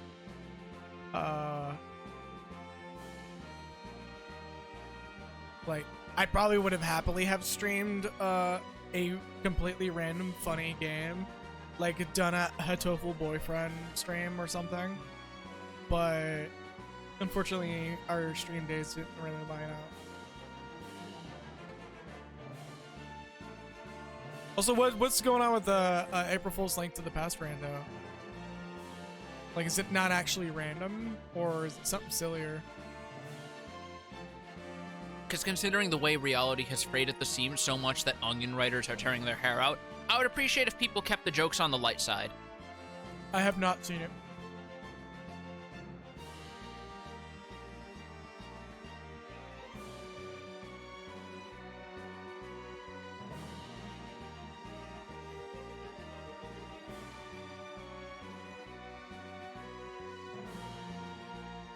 Tell me! I must know.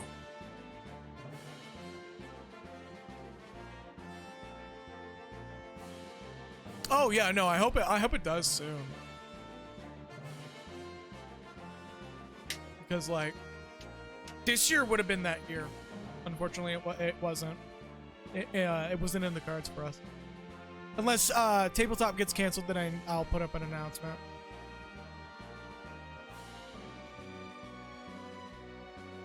Oh no. Oh no.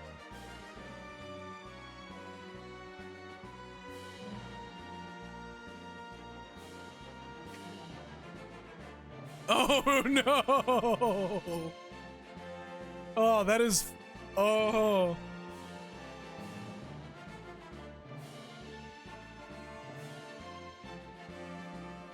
That is immediately just sounding incredible.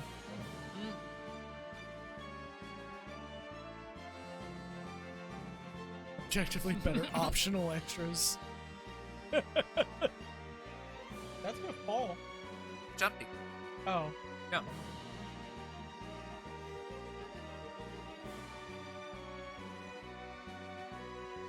God. Did my fear B button not fucking work for a second there? Oh, apparently it didn't. Ugh. Oh, it's because it's the wrong thing.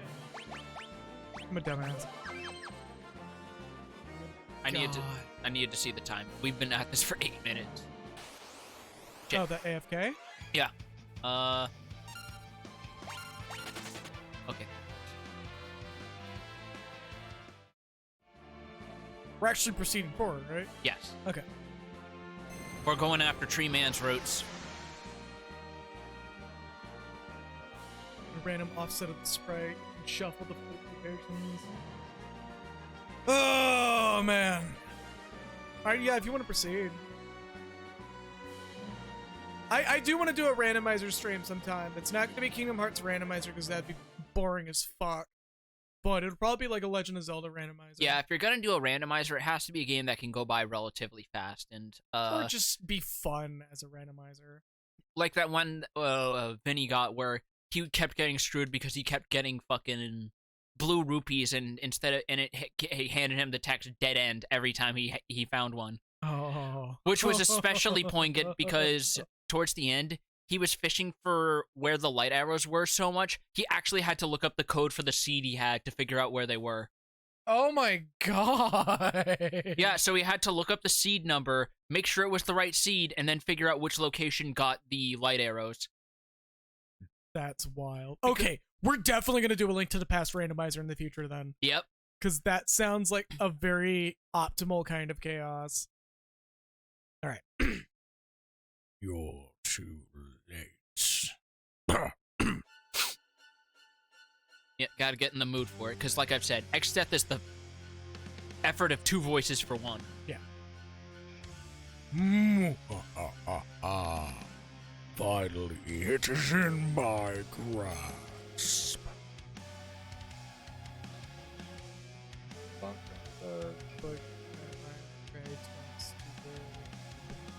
What? Okay. Malkin, link me to where to get this randomizer stuff. I do want to do an off-stream practice for that. The greatest power ever known. That which can control the universe. The power of the void.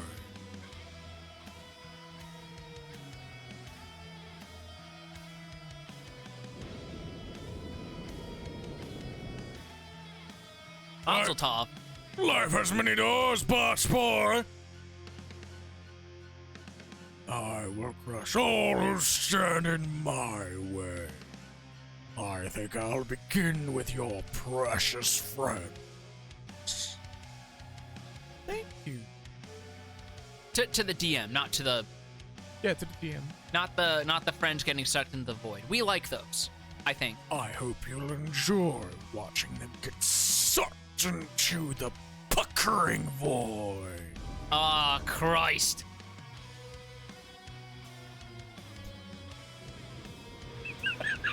So depending on how he angles it, does that mean that they're being rimmed inside, or... Please stop.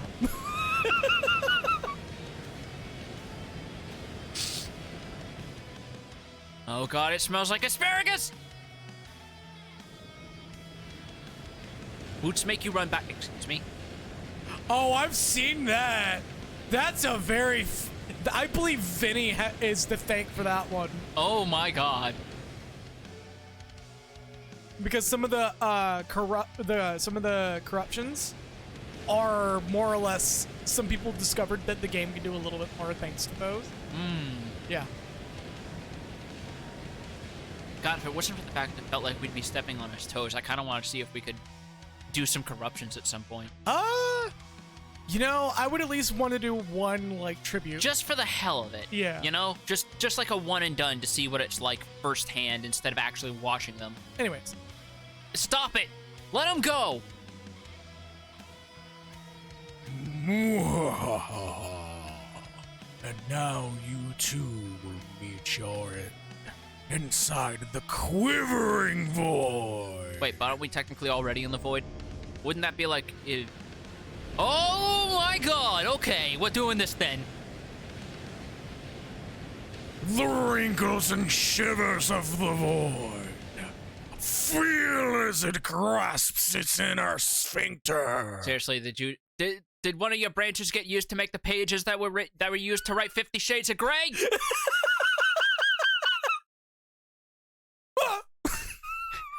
Just fly by. I can't believe Dorgan just fucking showed up from beyond death to fly by at Mach speed and give his son a slap on the ass. Just literally can be like, hey, look it up! Or no, better get. Hold up. Just No, just. Wake up! Wait a minute, wake up! Or however that song goes. Dad?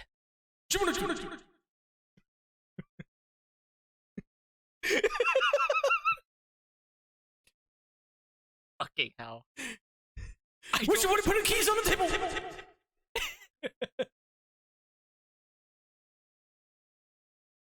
I love how because Galev's got that specific pose, it looks like he was sliding and trying to stop himself before he ran into Cryo. Hello? How is this place so slippery when there's no floor? Did you know that there's no friction inside the void? Galev! And sees that just slides by because he realizes he's out of position. Into the Dawn Warriors! I forgot what voice was. There we go. Boots, Lena, Barris, Kyle. Just like quietly. Why do you say my name like that? Oh. We'll hold off the void. We'll hold off the void. You kids take care of Exta. The only ones who can save the world from the power of the darkness are the Warriors of Light. That's you. No, seriously, like, just that's you. That's not us. Yeah, I mean, you're kinda dead right now. Yeah, just take the mantle. No, quite literally, take the mantle. Here you go. It's a little big. Just take the mantle. It's like fucking... I'm just imagining like fucking... this one fan art I saw of like a tiny child Jolene wearing Jotaro's old Part 3 coat. Like that's kind of what I imagine this would be like. Yeah, please help, the gravity of the situation is crushing. Now go. Goodbye!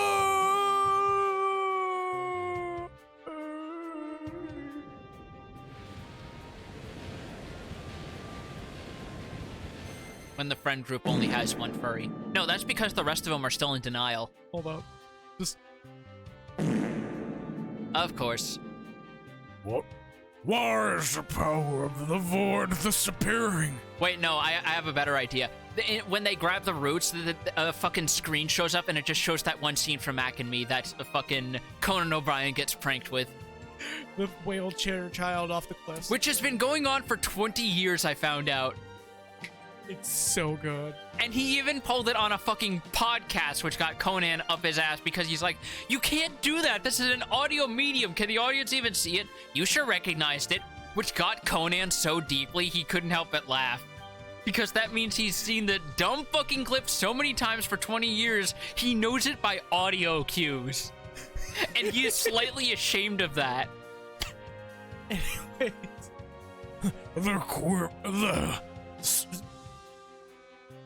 I've run out of metaphors, so let's proceed. Yes, thank Christ. The leaking power of the void. It's he's disappearing. Yeah, he's out of material. No matter.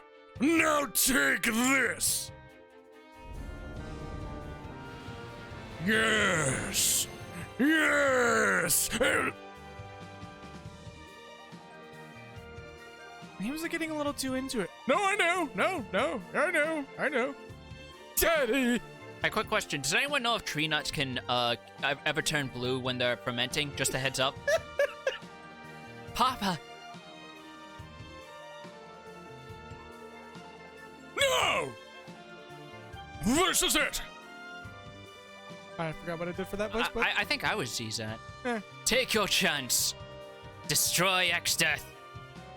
Onward, warriors of light! And notice there's 5 of them in this game that is numbered 5 in a series.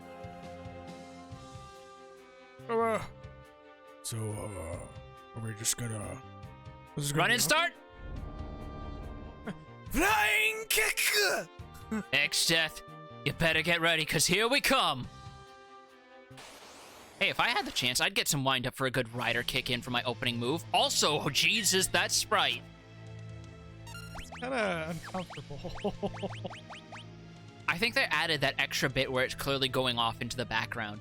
Yeah. Hey, X-Death, you know that poop is not supposed to be wet, right? You should look into your diet. It's... the power of the void. The brown and glistening strength that it emits. The pungent odor. Anybody else weirded out by the fact that I just realized that he was talking about butts? Saga and... Wait, why does she... Oh, because Dualcast has the fucking red magic mixed in. Okay. Yeah, it's very weird. Alright. So, Heistaga, and what I want to do is my second spell here. Let's try Meteor. Fuck it. Like, red magic is kind of... Great value magic. It's good, but, like, it's only good for, like, one thing. Yeah, and it's called early game. I mean, you're making use of it right now. I know I, like, fucking stand the hell out of red mage here, but even I know that's, like, there's a limit. There's a limit. And 1. And 2. Oh, do you want me to pull up any, like, easy kill gimmick on this, or you just want to just go in on it? I just want to go in and see how I do. Okay. Also enjoy this remix. I know I am. This is one of those ones I was unsure of at first, but it grew on me. Yeah, red mage is built for dual cast. Once you get dual cast in, it's pretty much, like, at its peak performance. And then it's all downhill from there. Yep, it turns 30, and then it starts realizing that its life is now behind, or a greater part of its life is now behind it, and it has a slow creeping existential dread that you know, in other they words, achieved nothing their entire life.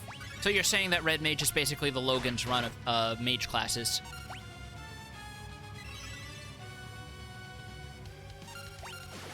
Slow fade in the Lisa empty plate meme.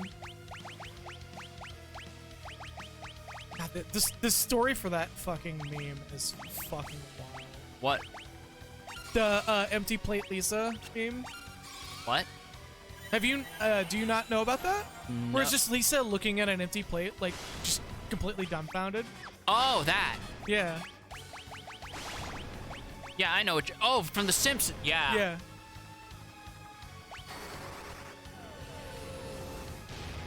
What's the story with that? It was she more or less wanted to go full on vegan, and everything that the family was having was not vegan friendly, so she got nothing. Ah. It was also the same one that that episode actually made fun of a lot of vegans. I mean, it was from the 90s. Well, they're the way that, so, you know, some of the things got mentioned about vegans during that time did end up getting, like, exposed as they're kind of, like, well, some of them are nice people. They're kind of full of themselves at times. That's why there's a whole bit about them. Because, like, if you just want to see how if your diet improves by cutting down on protein and focusing on other things, that's perfectly fine. Yeah, no, go at it. Just don't make it other people's problem.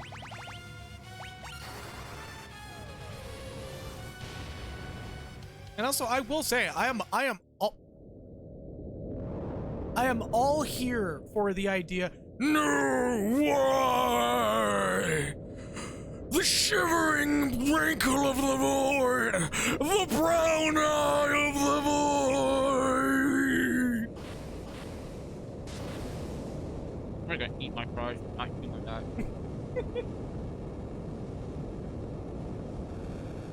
The svelte motion, the tightness. Oh! So get a load of this shit.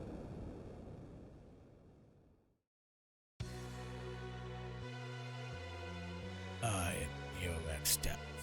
All memories shall return to nothing. Let it sink in.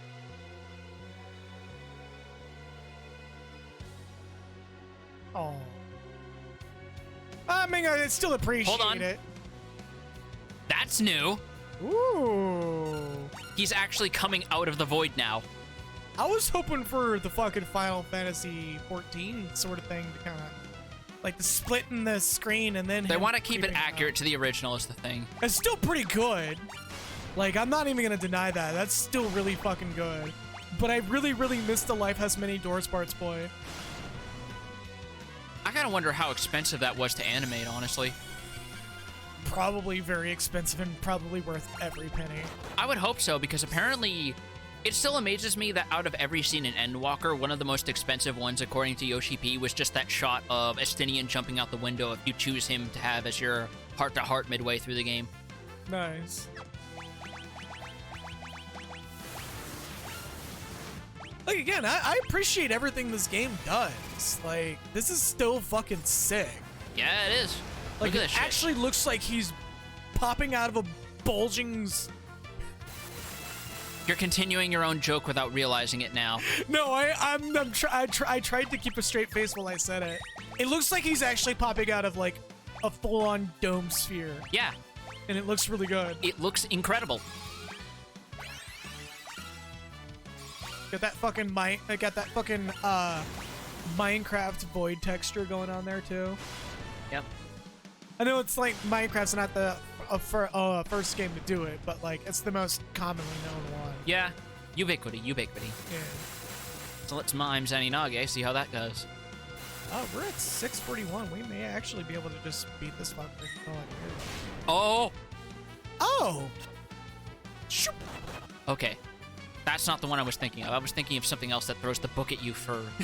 What a prolapse or protracted battle.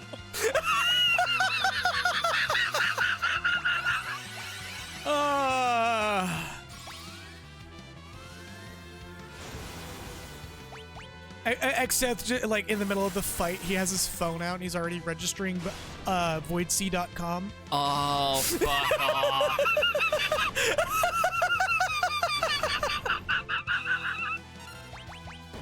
Look, I'm trying to corner the market on the void. Like, I'm pretty sure a lot of people would really enjoy just seeing, like, a couple of hands pulling the void clean open, right? Like, I'm into it.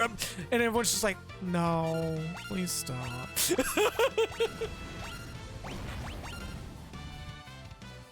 Wow, those fucking, like, very clear Iron Maiden tribute fucking parts of this Absolutely. boss fight is so much clearer. Yeah. It's so clear it may as well be a Guilty Gear design. There's a little Shinryu in there too. Damn, son.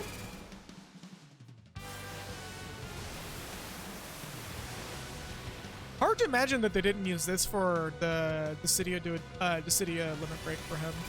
I mean, it's probably technical limitations, to be fair. Oh, you say that when they, like... It was a PSP game, man. They did a full fucking...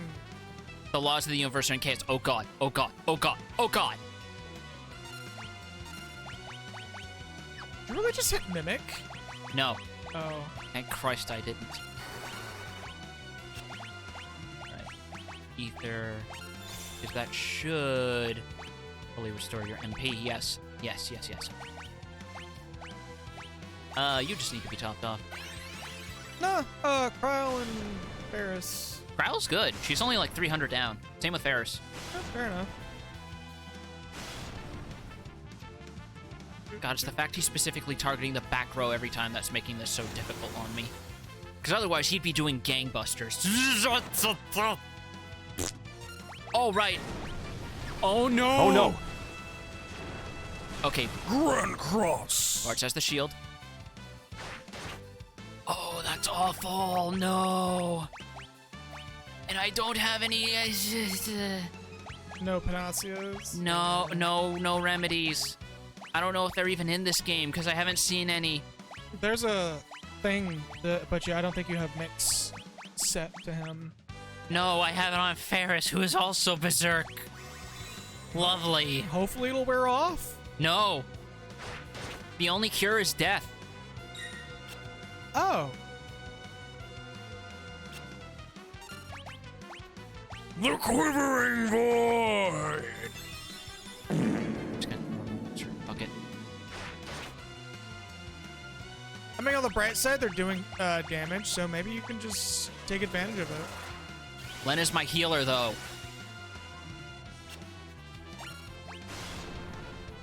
Well, you better start slapping. Break out the base with thousands up. Alright, Almika seems to... No, I thought it dispelled. It doesn't. What's that smell? Miasma. Back. Like, yeah, I was about to say, I think you already have that on. Oh, Kryle's down so low, this would barely do shit.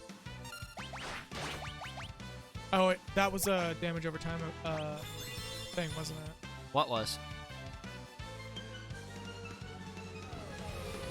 Never mind. I was seeing it wrong, I guess. Yes, you are.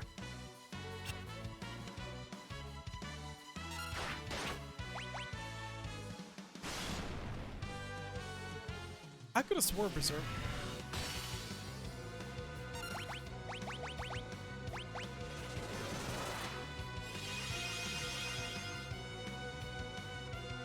Oh, hey, that was a good one. I mean, I kind of have to use her as my healer now. She's the only one who can. Vacuum wing.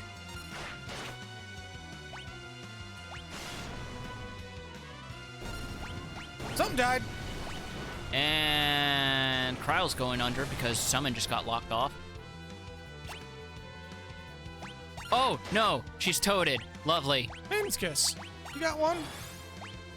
Oh, but you're minied. White wing. Everyone topped off.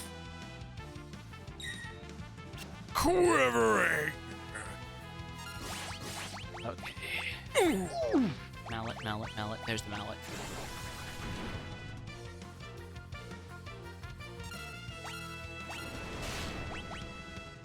Armagust. Big damage. Oh, hey, wait, she's no longer Berserk. I think the spell just Removed zero it? sets. Yeah. Because it technically fucking- counts as a magical status. Fucking like. Hold on. In that case, let me... Gift horse. Like, you're losing out on some shit. I'm but, gonna like, have to reset fucking Mighty Guard, but that's whatever. Yeah, like, just fucking gift horse, man. If that doesn't fucking kill her. Okay. I'm pretty sure that Gift Horse's name is Ludwig, and I don't want to be looking at it. Yeah, no, like, genuinely, fucking take your W's, man. Take your dubs. Please never say that again. What was fucking Samson's Might again? Or Dragon Might or whatever. The one that gives 20 levels It's like worth. Dragon Fang and something else. It's not Antidote, because that's like Poison Breath. No.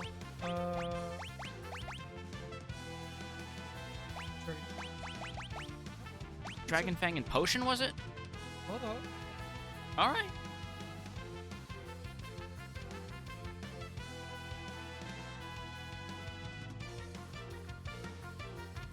elements, not offensive. It's probably Samson's might. Fuck is it? Or dragon power, whatever. Oh yeah, dragon power is dragon fang and high potion. All right. You're sure it's high potion? I'm looking at the thing. High potion or normal potion. So. Oh yeah, either work. In that case, I'll use a normal potion. Dragon power! There we go. Oh, you dickhead. He took it from you. He took it from you. You absolute nonce. He was just like, nah, I think I won't let that happen.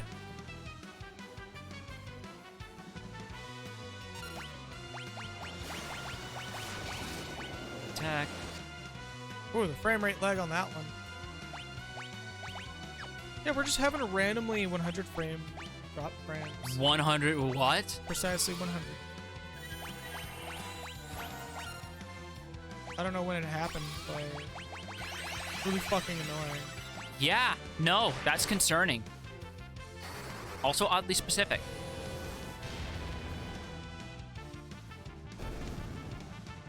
Okay, that's 3. Yeah, I was about to say, that's either 2 or 3, so you're almost done. That was probably not too far behind either. Yeah, because I've been distributing damage pretty evenly. Do you know what you need to get rid of this stats effect for Chef's Kiss? God.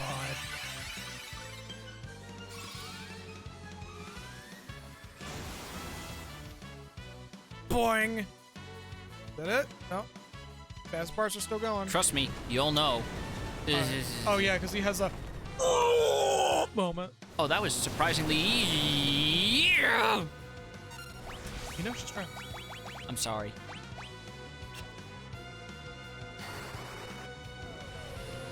Oh, are you really gambling this right now? Yes.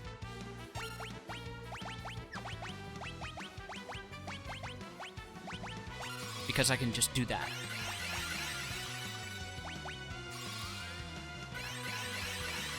I would not be gambling it that aggressively. But Reset the clock.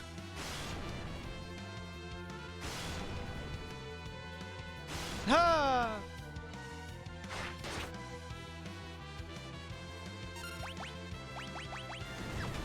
Oh my Meteor! god, are you serious? Reset the clock again, I guess.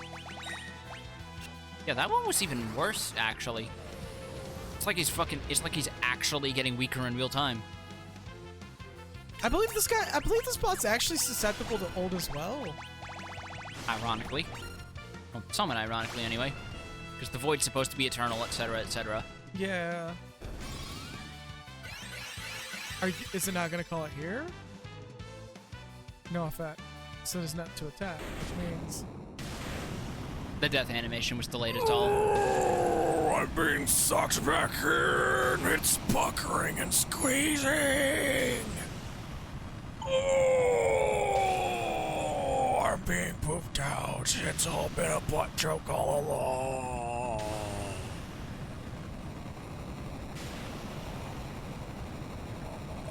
There's one thing Final Fantasy has been famous for since literally the beginning. It's Hold those... Never mind. it's the over fucking blown death animations for final bosses. Yeah. Because I was going to say in Final Fantasy 1, the fact that Chaos even dies the way it does, disintegrating basically pixel by pixel, was technically impressive for the time. Yeah. In the beginning, there was only the void, but from the void came 4 essences. They formed the crystals, and the world was born. Hope blessed with earth, courage blazed with flame, devotion turned water into the seeds of life, and passion for knowledge spread wisdom on the winds. And the void, blah blah blah blah blah blah.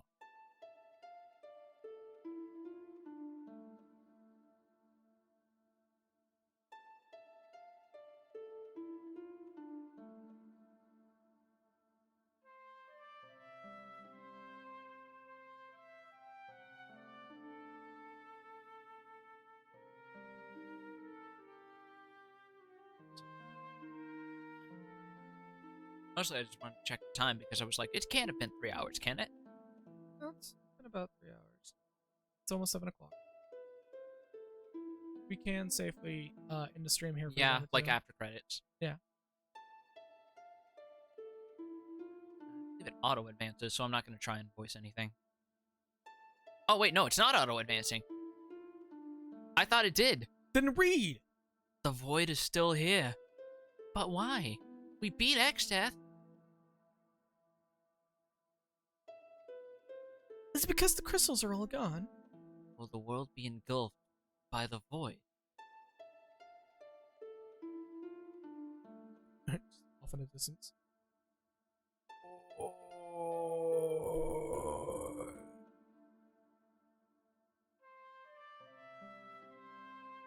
Bye! Bye, have a nice time. Oh, bless the earth. Bless.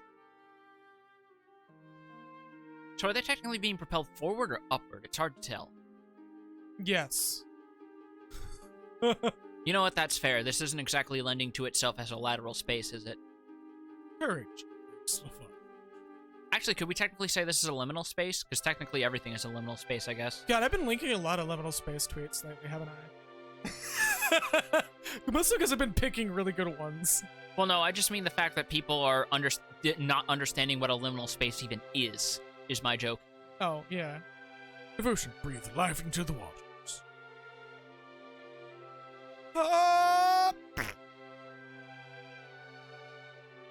Actually, considering the whole thing, but I see your thumb on the button. God. That's the only button that exists on that entire soundboard as far as you're concerned. Passion. Spread knowledge to the winds. Oof. Yeah, I see you. Getting all self-conscious now that I brought it up, you jerk.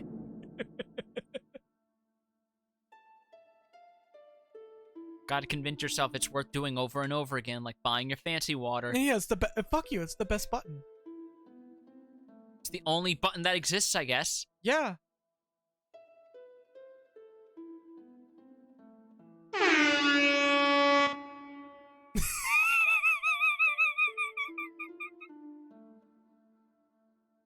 They're all forming in interesting spots, actually. The spots where we got the tablets for the sacred weapons. Mm-hmm. And also, the safest places for the crystals to be, frankly. Because how are you going to get there unless you're adventurers with a combination airship, submarine, and also a chocobo? But don't forget the best part of that entire airship. The combination Pizza Hut Taco Bell. Ironically, you say this as this is the first game where airships no longer had a shop on them. Like, the Invincible in 3 literally has vending machines on it that you can buy some of the best equipment in the game I believe the first game that genuinely does that is Saga 2, which in America was Final Fantasy Legend 2. Yeah, and I've heard that it's, like, genuinely a super good game despite being a Game Boy game. Saga 3 is the one that's really fucking good. Saga 2 is the one that's kind of middling. Really? I thought it was like Saga 2 was the really good one because you can kill God with a chainsaw. No. Saga 3 is the one where you literally go into someone's body to retrieve magicite. What? Yeah, Saga 3 goes places. It's like, not only is it like, you're visiting a bunch of dimensions, but you're also going into the princess's body to retrieve magicite, and the magicite's in her womb. What the fuck was she eating? Ma'am, there's a lot to you need to have some talks about your diet. Well, the reference is I believe it was a big ass fucking JoJo's reference because it was a curse that was killing her. Anyways, the world, it's being reborn.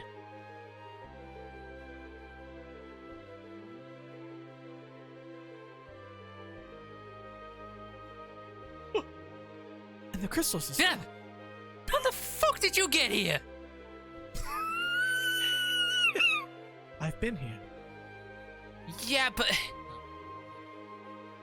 I guess this really was the Final Fantasy. Da da da da da. I can't believe the real crystal shards were the friends we made along the way. Wait. That's horrible. When you realized One Piece wasn't the friends we made along the way, actually. Yeah. The more that the series goes on, the more it turns out that like the One Piece is not the treasure you would think of. No, it is not what you would expect going in from these happy-go-lucky pirate boy adventures. Like, it's probably nuclear warheads for all we know. No, it's what happened. It's why the world the way it is. That the world. Why the world the way it is. So I'm gonna spoil a little bit of One Piece. No, don't. This has actually been an established detail. Don't. You never know who's behind by how much. It's been an established detail since like Alabasta. I'm still gonna shake my head. Regardless, the One Piece is a very specific treasure that does not involve money, but a certain thing, a certain set of no. Anyways, there was still power left in the crystal shards. Thank goodness. Lena, Varys, Kryl. It's all because you took such good care of the shards. The shards? You did a pretty good job yourself there, Boots. Don't forget Grandpa. Oh yeah, this whole thing did kind of start because we were investigating the lowered winds, weren't we? Yep. Now the wind will return to Tycoon. Right, my dear. Daddy Danger! Gotta put a bell on you one of these days, swear to Christ. Dad. Daddy! Grandpa. Daddy Danger! I can definitely say that's not genetic, because I don't know why she does that. I don't do that. Do we just reset her? Do we flip a switch, turn her off, turn her on again? Daddy! Oof. Oh wow, did that one not come through correctly? Alright. Maybe that's, you now know why I didn't press any of the other buttons, because half of them don't even work right now. Anyways. Kelja and Zizat. The world still needs you. It's far too soon for you kids to be joining us. Oh, I guess it's me. Yeah. You, I have a random voice again. Go, return to your world. The one you saved.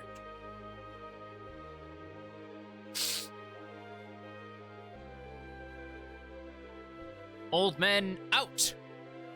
Dinosaur Squad, away! Anybody else want to acknowledge the disco never died? Ooh, we're dragons now.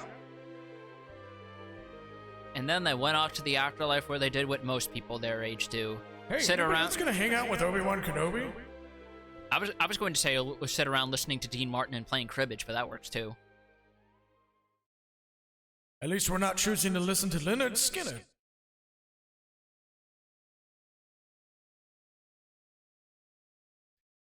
I literally don't have a response for that even. Keep it that way. Yeah.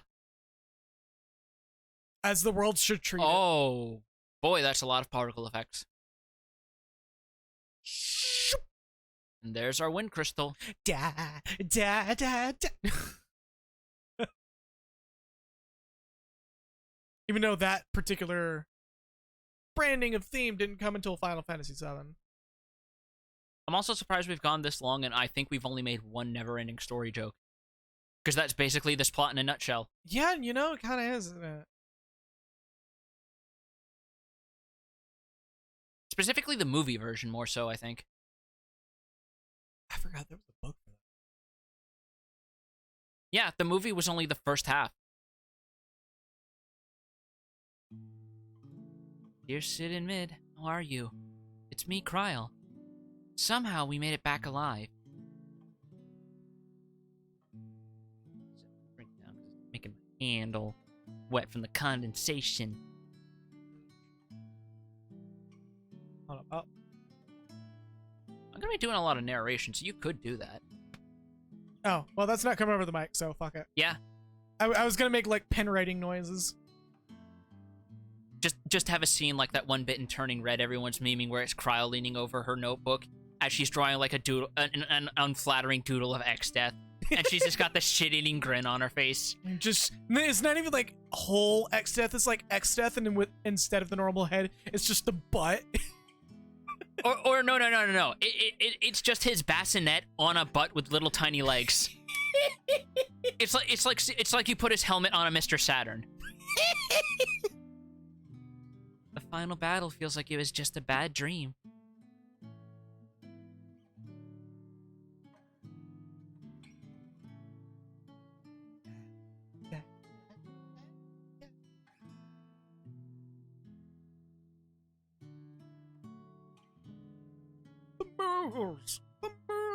Since then, I've traveled all over. Everything seems so peaceful now, like it was before. Echo just kicked in for no reason. I don't know, I haven't seen any visions of the past, so I can tell you that it's fine. Shut The Chancellor of Tycoon seems quite happy. Frantic nodding. Frantic old man nodding. Yes.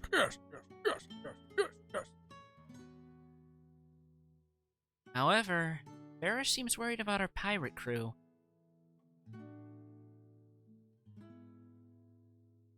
She's somehow able to squeeze through solid window bars like a cat. Just crashes through the whole window.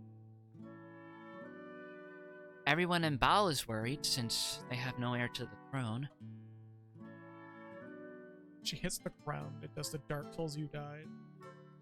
No, she lands in the Family Guy fall pose. Maybe I'll be queen. Yeah, in my dreams. But it would be pretty cool, though.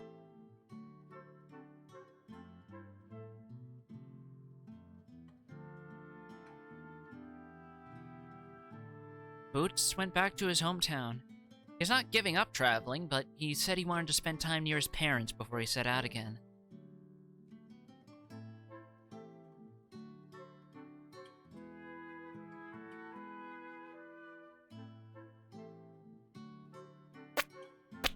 The one time you could have gotten away with Fartward Reaper, but you've used it up so much that it's run its course. Yeah, now you do it. Sunk cost fallacy's a bitch, huh? Hey, you're the one that's acknowledging that I used that button. Yeah. Yeah. Oh, Boko and Coco had their chicks. Maybe chocobos are the cutest. You simply must go see them. That's a few baby birds. I'm gonna name them Karen, Kevin, and Kevin.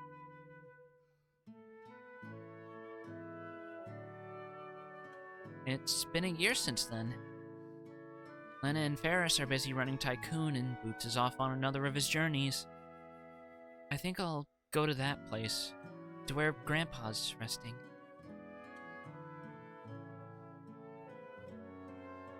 If any of the others happen to drop by... No, I'm sure they'll come. Tell them I can't wait to meet up again. Thus begins the lineage of Dread Pirate Boko, right? Just with one of those fake eye patches on, the tricorn helmet, holding a scimitar somehow while riding a kraken.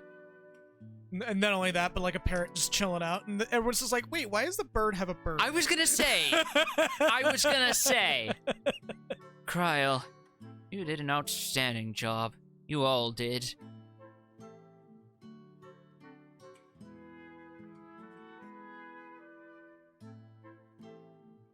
Montage of getting your shit pushed in by the evil tree wizard.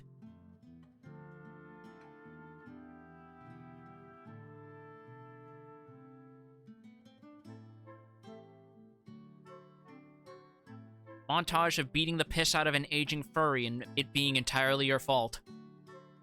They call them gray muzzles. Invasion of privacy. Please stop. You will receive a notice in the mail within the next 3 to 7 days. Boots.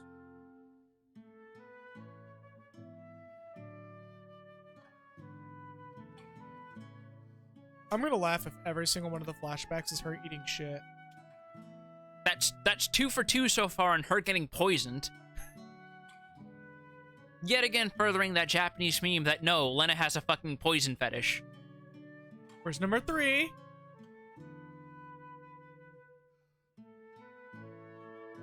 2 out of 3, that's still majority.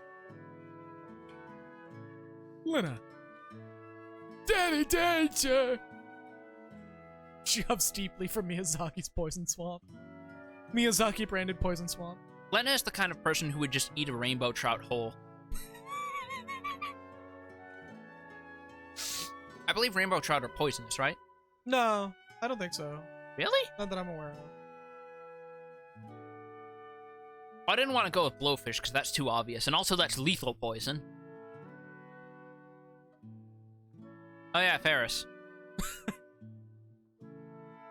No, yeah, you're here too. No disrespect, but we kind of glossed over you. Sorry.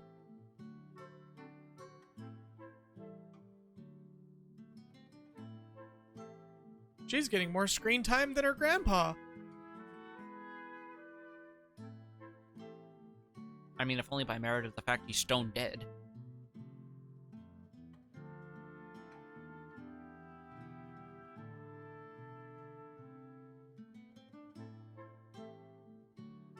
Oh yeah, the whole Royal Testers thing, where instead she just forgoes it entirely, and it's like, yes, please, more of that. Poison, I love it! Yeah, every day she's like, damn, no poison.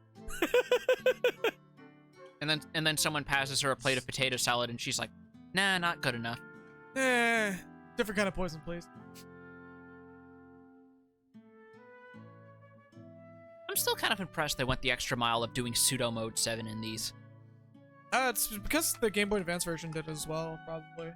I mean, Game Boy Advance was still a pretty direct port of the SNES original. No, that's a rebuild. Really? Yeah, I have it over there. So you can, like, if you find a charger for that, you can boot it up and play it. Mm. You're not missing much, because the Pixel Remaster literally does everything this game, or that game does, and better. Mm-hmm. Grandpa hadn't saved me back then. Okay, now it auto-advances, because I hit A and it did nothing. The crystals have been restored and everything's peaceful. But for some reason, I'm sad. Galef just fades in like a forest ghost. Yes, it's just... Since Grandpa died, I've been all alone. Luke. Brian.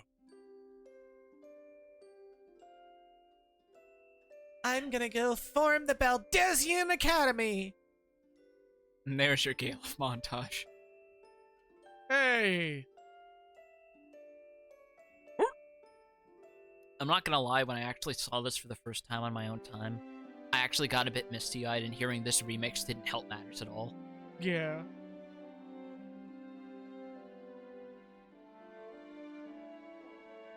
Every single one of these, fucking previews so far have been him just being a general badass.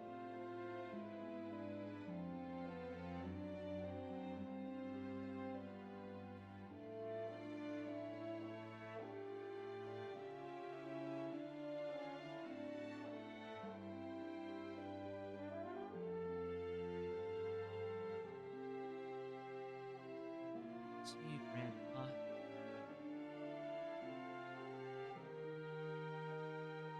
What are you talking about? You're not alone. We've been in that tree this whole time. Yeah, she looks dead in the camera. All alone. Bart just has that moment of, what are you talking about? Opens his phone, sees you follow, Dragoon Mistress 5 doesn't follow you. Oh. Turns out they were never mutuals on Twitter this whole time.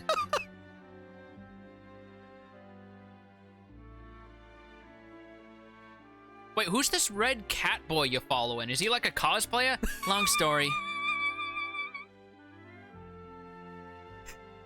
Everybody seems to call him Good Dad for some reason. Flower.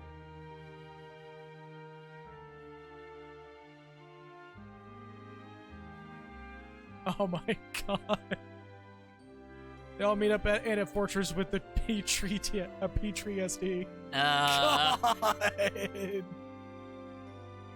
Oh no. Shit, that's good.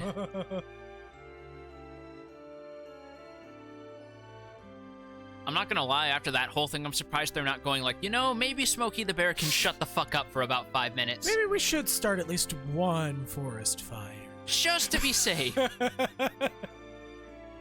Like, as everyone's walking away, Bart's just, like, leans over with a match in his hand. Is like, No, better. Match in one hand and a fucking barrel of kerosene in the other.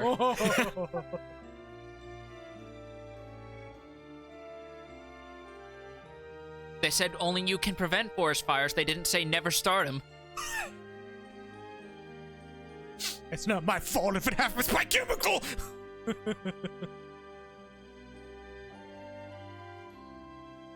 This carbon footprint is gonna stomp out any further tree wizards. I gotta find the enchanted forest and catch it on enchanted fire.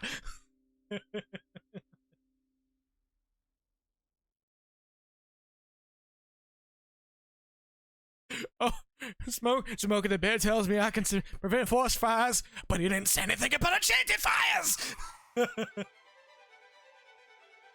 Wow, those 3 chocobo chicks sure grew up fast, huh? Already riding ready. I'm going to smoke this tree.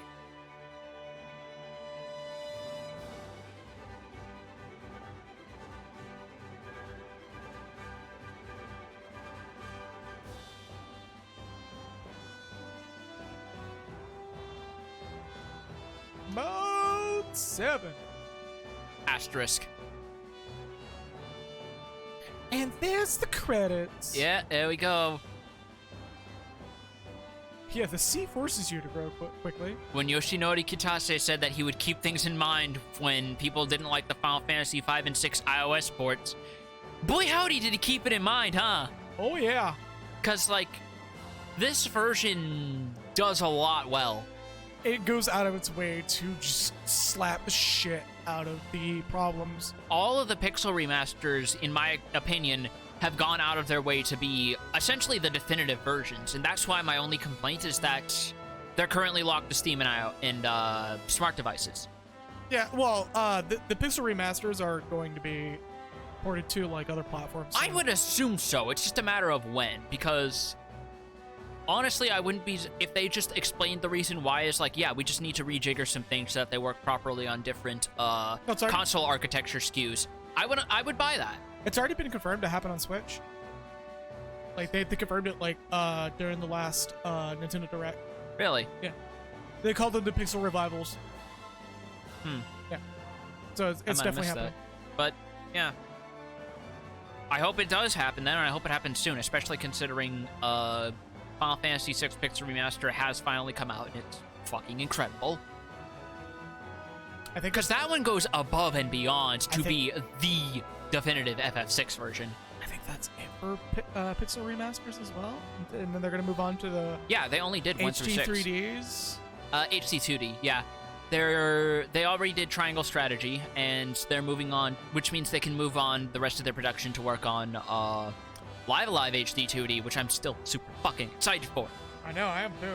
I hope they give more insight on what they're going to do, and I hope they do the same thing all the other Team Asano games have done ever since Bravely Default, where they release a demo ahead of time and then use that feedback. Because they released like 2 or 3 demos for Triangle Strategy before actually releasing it. And I've heard Triangle Strategy is a very good game. Fucking RAP fucking YouTube compression, holy shit. Like look at the preview. Oh. It is crusty right now. Can we go further? Can we, like, get the preview deep fried? Let's get some panko breading on it. Right? Boy. This is also still not the longest credit sequence a Final Fantasy game has ever had. No, I think that honor still goes to either 7 or 8. 6. 6? Really? 23 minutes. Because it's an entire epilogue that accounts for every single party member you bring. So if you bring all 14 characters, they each get a scene. Oh. And then it actually shows the finale, and then it rolls credits over a bunch of, like, panning shots and shit. So that's a whole ass movie ending right there. Yeah. Quietly cuts to fucking Linkin Park Numb.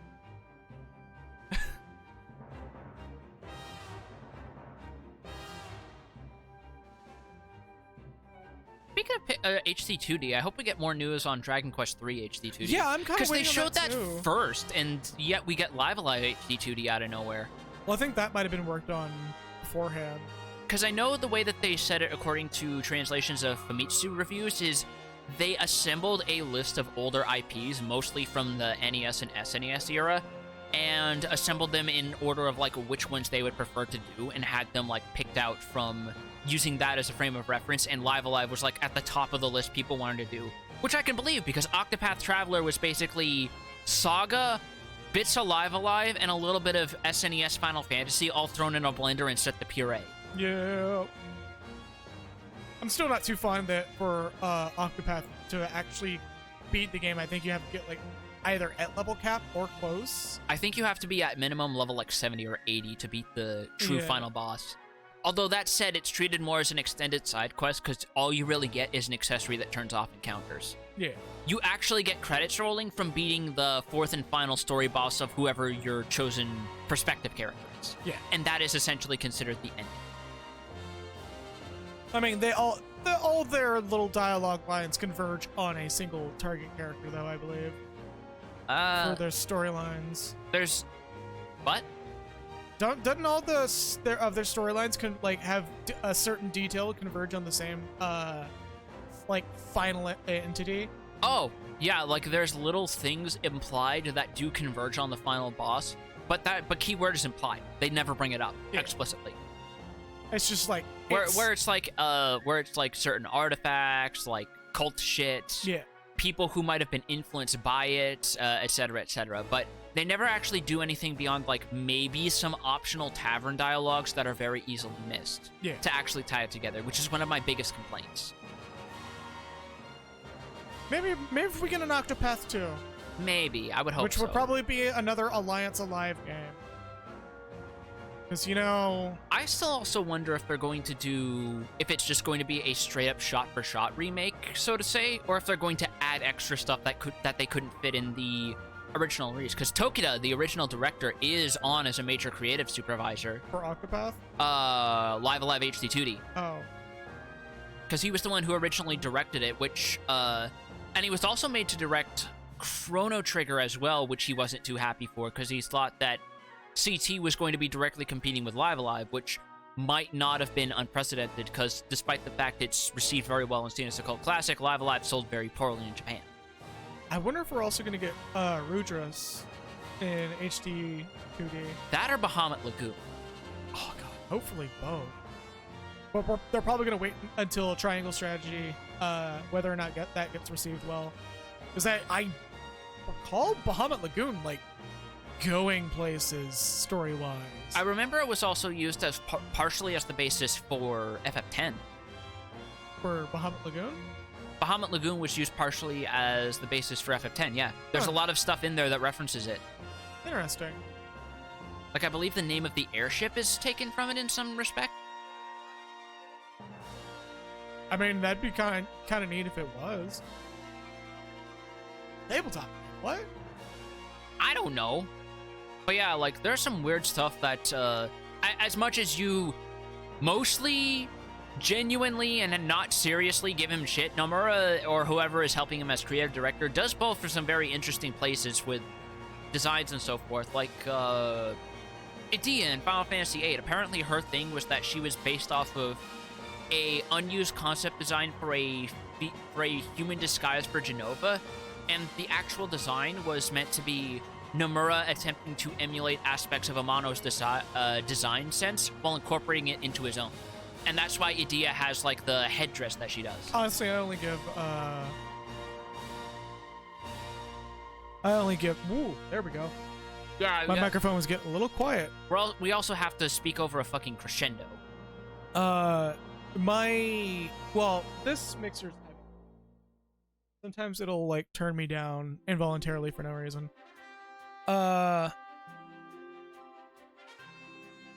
fucking I only give a very specific era of Nomura shit. It's not like a whole on. He seems like he's having that moment that a lot of other people are having in the industry, where it's like they're getting on in years, so they have that moment of being like older and wiser. So they're like, I'm too tired to be petty. Yeah. Like even fucking Shinji Mikami is sort of like calmed down. That's a nice little message. All of them end with this, but I do agree. Oh, they still kept this in. I forgot. What? It's like a little showcase of each character and how far you develop them. Ah. And there's all the skills she learned. Do they get something if you give full mastery? I think they just display triple stars. I mean, like, so the different bits. No. These are all the same. Like, each character is pitted against a specific enemy sprite. Ah. And the attack animations are just whatever? It's just whatever weapon you had equipped. So because Ferris had a bow, it shows the bow attack. I think they use Lance because Mime doesn't have an attack animation, so they use that to compensate. Got.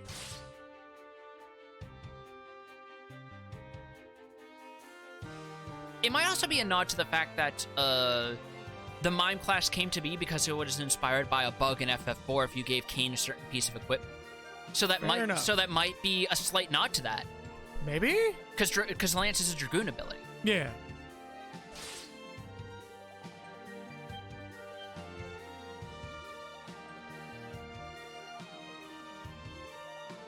Look at all the abilities he learned! Yay!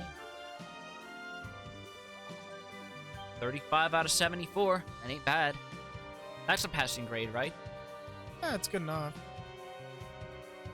Sounds right to me and how I did in math.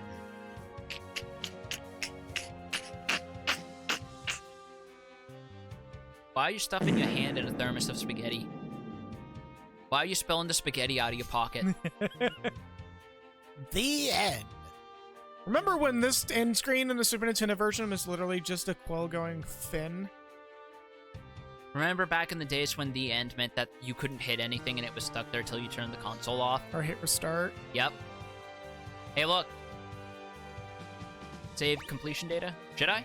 Oh, yeah, absolutely. So there is one more thing we can do, that I do kind of want to do now that we're finally done. Four hearts together, and that's... Take a look at some of this stuff. Oh. Because I don't think we did. We'll say that for another time. Is there any, like, one extra boss you want to do to wrap this up? Nah, I think we've done all we wanted to do, honestly. Yeah. I think that's a good point to end it, and it was mostly just us shooting the shit at the end anyway. We're at about 7:30. That's 3 hours and 16 minutes. Yeah. Okay. So, you want to... I'm just going to cycle through these before we end it. Huh? Okay. Because these are all really cool pieces, honestly. Yeah. I mean, we both seen them in the books that I have. Yeah. But for the audience's sake, because it's free. All it costs is their time. At least until I hit the closeout.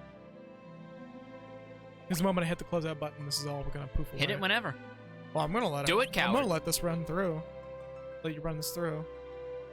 Chocobos were looking kind of weird. Yeah, I forgot that fucking Amano's version of Chocobos looked like something out of Dune. Yeah. Sword and Phantom. The Journey Far. Bartz versus Gilgamesh. Yeah. And I love how Amano's depiction of him specifically emphasizes like the kabuki demon-y aspects that sort of weren't really realized until this Final Fantasy XIV model. Yeah.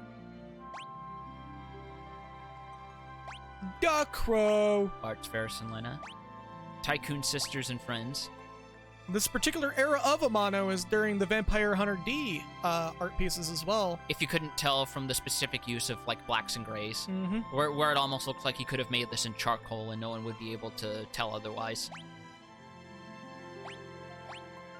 Initial concept arts for Bartz. Well, he was also very fond of the Bartz design because one of the characters in the mid-era, I'm using the era with quotation mark, The mid-era of Vampire Hunter D had a lot of traits similar to the Bart's design.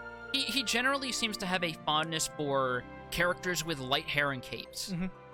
Because I know a lot of the characters in FF4 use that design aesthetic, specifically Paladin Cecil. Another Bart's. Another Bart's. Now we have Lena. Which I believe this specifically is where her headshot in the GBA and iOS versions is taken from. I believe so, yeah. Something close to that. It's also kind of funny to see this next to Dissidia Opera Omnia's depiction of these characters, where it's this design, but with her sprite's hairstyle, which I think is, like, the best way to marry both designs, is to just do that. Here's an unused concept for her that I believe was repurposed for another design at some point, if I'm not mistaken. Another design for another game. Because it's like the Cleopatra hair. Mm-hmm. And here's Amano Galef. Amano drawing old men! Yep. Which is very different from his design of Strago, who looks like a fucking gremlin. Yep. Well, I mean, not unprecedented, because you know how tall Strago is in canon? Small, I believe. He is 4'11". Yeah, he's a small boy. He is actually only slightly taller than his granddaughter and the party's fucking Moogle. Like, even, like, Wallefelds, for the record, cap out at 3'2". Yeah. And he only has so much height over them. And here's, Ferris, of course. That's a very neat outfit, honestly. Yeah. Here's another one. Presumably, this might have been her in, Tycoon Royal garb or something.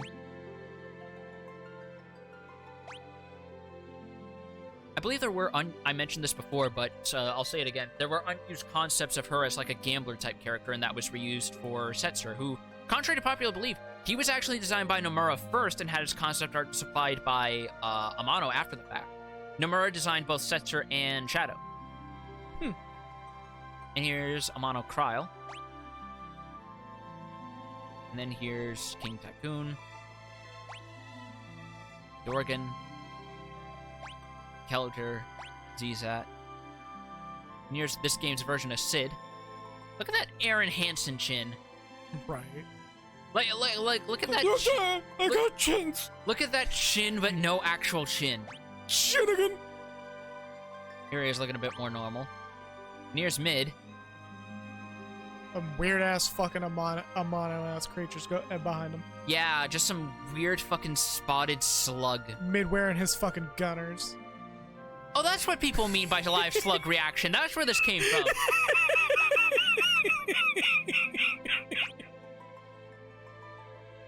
Oh, look at that. I dig that. And there's Amano's version of the Windrake. Just part of the title card. Very fond of putting plates on animals, I noticed. There's a lot in common with Ultima Weapon, honestly. FF6 Ultima Weapon. Concept art of Sildra in Amano style. Jesus Christ. Angriest creature. There's Guido. Who... Me bringing up Neverending Story, there you go. Turtle Pope! What do you mean? That's just a dog. And there's the famous Amano concept art for Gilgamesh. The one that got remade a number of times for Dissidia specifically. Yeah. And there's Extrath himself. By the way, just going back real quick, I'm fond of the fact that in Dissidia Duodecim, they not only recreated his design, they actually did an accurate one-to-one recreation of his old sprite, where it's like clearly his head obscured by like the pseudo-samurai helmet. Yeah. Despite the fact I think in Duodecim he uses his fists. No, he uses all kinds of weapons in Duodecim. Really? He's the counterpart. He was my actual off-main for Duodecim. It's still so fucking wild when people describe Duodecim and talking about off-mains, mains. We're losing frames. Hold up. I mean, this is the place to be losing them. We lost a fuck ton of frames. Oh my god. Alright, well... I think we should call it here then so you can look into that more. No, but I'm gonna have to call Comcast when I'm actually awake when they're open. Right. Oh. Anyways, and with that, we're gonna call it here because the drop frame situation is really bugging us. But also, we're mostly just killing time, and it was nice to have a game where we chilled out. Mostly used this as an excuse to have a podcast while simultaneously going down memory lane. I'm so happy these pixel remasters exist, and this means that anyone who's ever been interested in going back to the older games can actually play them, because with Final Fantasy XIV, there's a massive boom of people who may be in that ballpark. Also, good fucking god, we're almost half of the hard drive for video recordings. You might have to clean that up. No, I'm not deleting them. It's an archive drive. I didn't say delete. I said clean up. What is there to clean up? I don't know. Sort the files more or something. That doesn't do anything. Anyways, as per usual, I'll be running the maximum allowed advertising time. You're not required to stick around, but it is greatly appreciated if you do, because it does help support the channel and so forth. If you feel that I earned your subscription or bits, feel free to donate them or do your subscription. If you don't have the money, you're feel a little tight, don't worry about it. Again, it's not required. It is simply appreciated. If you do want to help the channel, the stream grow, feel free to spread the word and let people know about this stream, so I can hopefully one day in the very near future make this a full-time thing and actually put more focused time into it. Tomorrow there won't be a stream, but Saturday there should be a stream, more Elden Ring. If not, it will just be... Actually, no, I think I'll be able to pull it off. So I will see you then. Have a good night, and stay true to yourselves. Running the ads now.